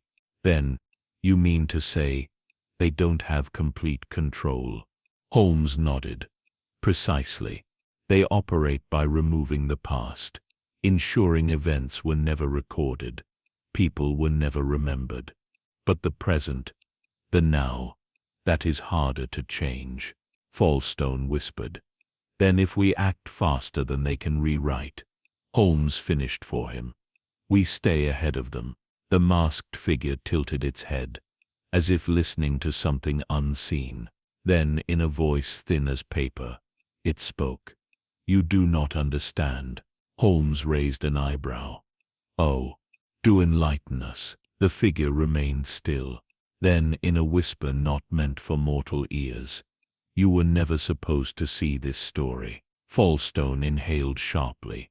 They don't just erase people. His voice trembled. They erase the entire narrative. I stiffened. Holmes, if that's true. Holmes held up a hand. Then it means we are not just fighting for Harper's existence. His gaze was cold. We are fighting for the truth itself. The figure stepped back further, fading slightly, as if it too was being rewritten. Holmes did not hesitate. Now is our moment. We must act while we are still real. Harper's voice shook. But what do we do? Holmes turned toward the desk, where Falstone's notes lay. Records of his forgotten timepieces, of the watches that defied reality itself. He picked up a single blank page, and with the same ink that had rewritten Harper's name, Holmes began to write something new, something that had never existed before. And with every word he wrote into history, the masked figure faded further. Lestrade's breath hitched. Holmes, what are you writing? Holmes' voice was calm. A record, Lestrade. A record they cannot erase. Chapter 18. The ink flowed across the page in sharp, decisive strokes. Holmes wrote with urgency, his pen moving as though time itself depended on each letter, each mark carved into reality. The masked figure in the doorway shuddered, flickering like a candle about to be snuffed out. Falstone watched, breathless. What are you doing? Holmes did not look up. If they erase men by rewriting history, then I am giving them something they cannot alter. Harper clenched his fists. You're writing me into the story. Holmes nodded once. Yes, but not just you. He dipped the pen into the ink and continued. Names are fragile. Identities can be erased. But narratives. Holmes' voice was steady, unshaken. Stories are harder to destroy. The masked figure took another step backward, its form becoming translucent, as if it were being unmade instead of us. Lestrade exhaled.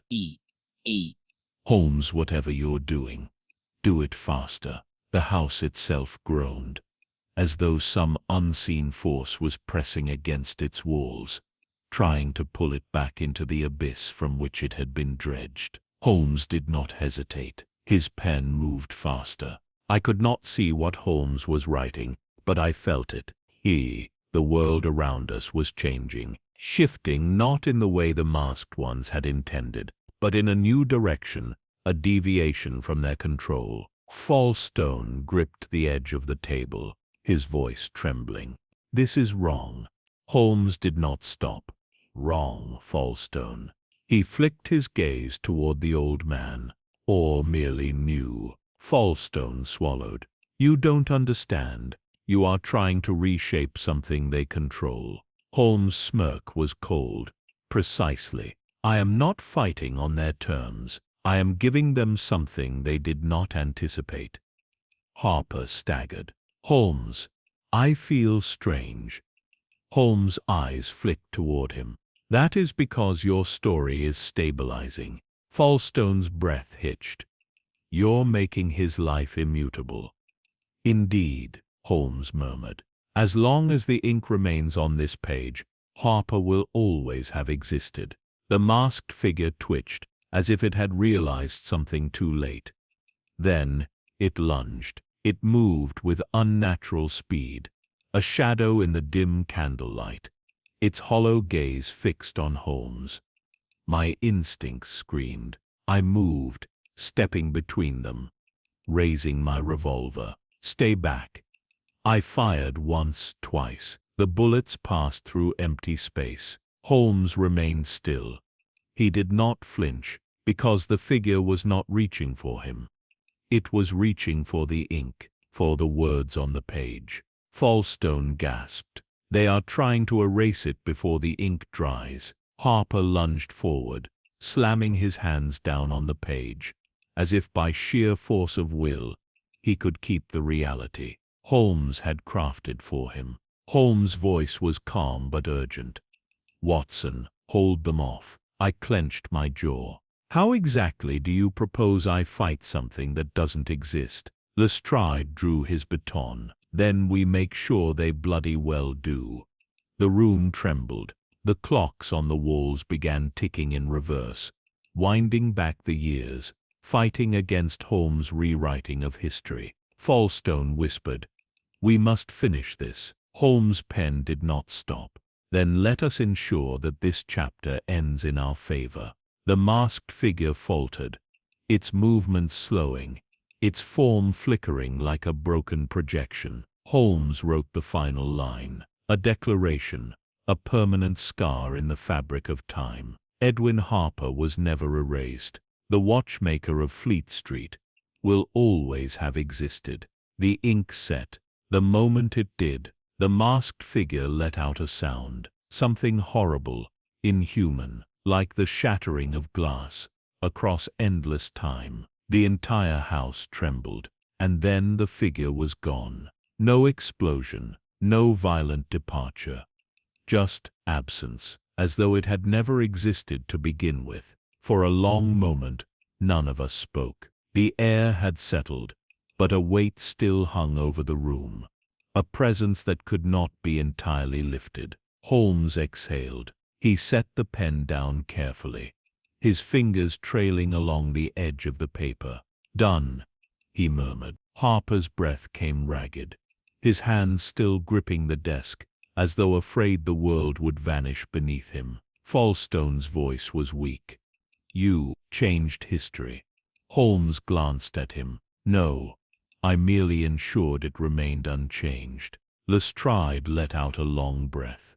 "So, that's it then." Holmes' gaze lingered on the empty doorway. "For now," he turned to Harper. "You are safe."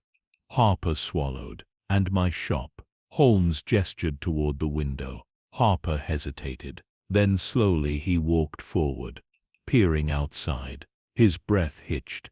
"The lot. It's gone."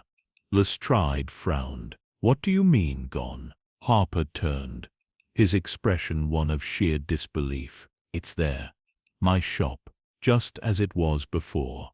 I rushed forward, looking out the window myself, and saw it. 47 Fleet Street Hall, untouched, as if it had never been missing at all. Holmes turned back to Falstone, who still sat in his chair, staring down at the shattered watch in his lap. Holmes' voice was softer now. "And you?" Falstone let out a dry chuckle. "You already know the answer, detective." I frowned. "What does he mean?" Falstone lifted his gaze. His features had begun to blur, like the fading ink of an old manuscript. His smile was sad. "My story was over a long time ago," he murmured. "But now, at least I know it was real." The air grew lighter. The weight, the suffocating presence of something unseen. It was lifting. Falstone let out one last breath, and then he was gone. Not violently, not suddenly, just gone, as though he had finally been allowed to rest. Holmes stared at the empty chair for a long moment. Then he turned to us, his eyes sharp, clear. "It is finished." Lestrade let out a breath. "I think I need a drink." I swallowed. "Holmes, do you think they'll try again?" Holmes adjusted his coat. "Perhaps, but for now we have done what must be done." He stepped toward the door. "Come, Watson, we have a story to tell." Chapter 19. The morning air was crisp as we stepped out of the house that should not have existed. The oppressive weight that had hung over Fleet Street was gone, replaced by the normal hum of London life resuming its course. And yet, I could not shake the unease settling deep in my chest. Holmes walked several paces ahead, his long coat catching in the breeze, his posture straight but unnervingly quiet. Lestrade, still shaken, pulled his coat tighter around himself. That was the strangest night of my bloody life. Holmes did not respond. Harper, beside me, stared down at his hands, flexing his fingers as if to reassure himself that he was still real. "I don't understand," he murmured. "My shop is there. My name is remembered.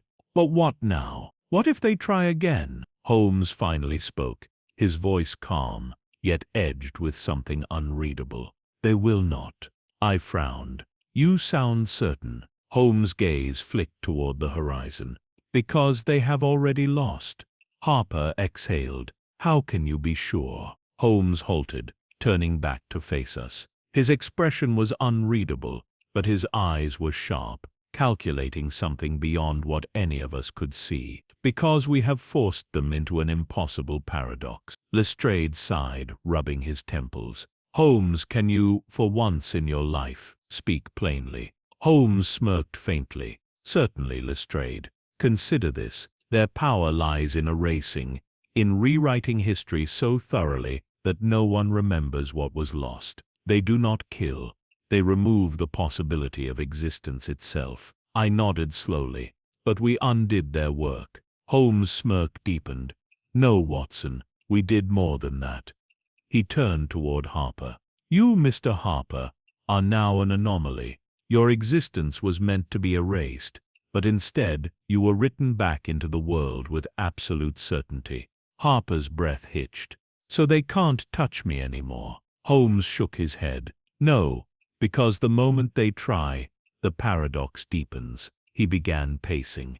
If they attempt to erase you again, they must also remove the written record that re-established you. But if they erase that record, then the original attempt to erase you was never counted, meaning you were successfully erased. Lestrade blinked. Which means, Holmes smiled, which means the event contradicts itself. They cannot erase what is actively being remembered. Harper stared at him, realization dawning. I'm permanent. Holmes nodded once. Yes, in the simplest terms, your existence is now a confirmed reality, and one they cannot alter without breaking their own rules. A slow exhale left Harper's lips. Then I'm free. Holmes' smirk faded slightly. From them. Yes. Harper swallowed. And Falstone. A pause. Holmes turned his gaze toward the house behind us. The door still stood slightly ajar, the faint echoes of time still lingering in its empty frame. I felt the same chill as before, as if something was watching from the void. Lestrade muttered. That poor bastard. Spent decades hidden away just to disappear anyway. Holmes remained silent for a moment. Then, in a voice quieter than before, he said, No story is ever truly gone, Lestrade. I frowned. You think he still exists somewhere? Holmes' gaze lingered on the abandoned threshold. Perhaps not as a man, but as a memory, as a possibility. He turned back to us. Yes, and that, my dear Watson, is the one thing they can never fully erase. The four of us walked back toward Baker Street, the city slowly coming alive around us. For the first time since this case began, the streets of London felt real again, as though some invisible haze had finally lifted. Harper shook his head. It's strange. I should feel relieved, but instead I feel. Holmes glanced at him. Uneasy? Harper nodded. Yes. Like something is still watching. Holmes exhaled, reaching into his pocket. He pulled out a single broken watch gear, the only remaining piece of Falstone's impossible timepiece. He turned it over in his palm before sliding it back into his coat. As do I. Lestrade gave him a sharp look. Holmes, tell me we're done with this madness. Holmes smirked. For now, Lestrade. But I fear this is not the last time we will encounter such forces. I exhaled slowly. Then what do we do? Holmes glanced toward the rising sun, the light cutting through the London mist. We watch. A pause. And we remember. As we neared Baker Street, Harper finally stopped walking. He turned toward us, eyes bright with something unspoken, something newfound. I suppose I should thank you, he said, his voice stronger than before. Holmes raised an eyebrow. For what? Harper let out a small laugh. For proving that I was real. Holmes' smirk softened ever so slightly. I did not prove that, Mr. Harper. Harper frowned. Then what did you do? Holmes stepped past him, adjusting his coat as he spoke. I simply ensured that no one would ever question it again. And with that, he walked back into 221B Baker Street, disappearing into the familiar warmth of home. That night, as I sat at my desk, recounting the events of the past days, I found myself pausing before I wrote the final sentence. For the first time in my life, I hesitated, because I wondered, if I was not here to write this down, would anyone have remembered? The thought sent a cold shiver down my spine. I picked up my pen and wrote the last words with absolute certainty, and thus concluded the strangest case of our career. One not of murder, nor deception, but of something far more chilling. A battle not for life, but for memory itself. I put down my pen, and I prayed that it would never be erased.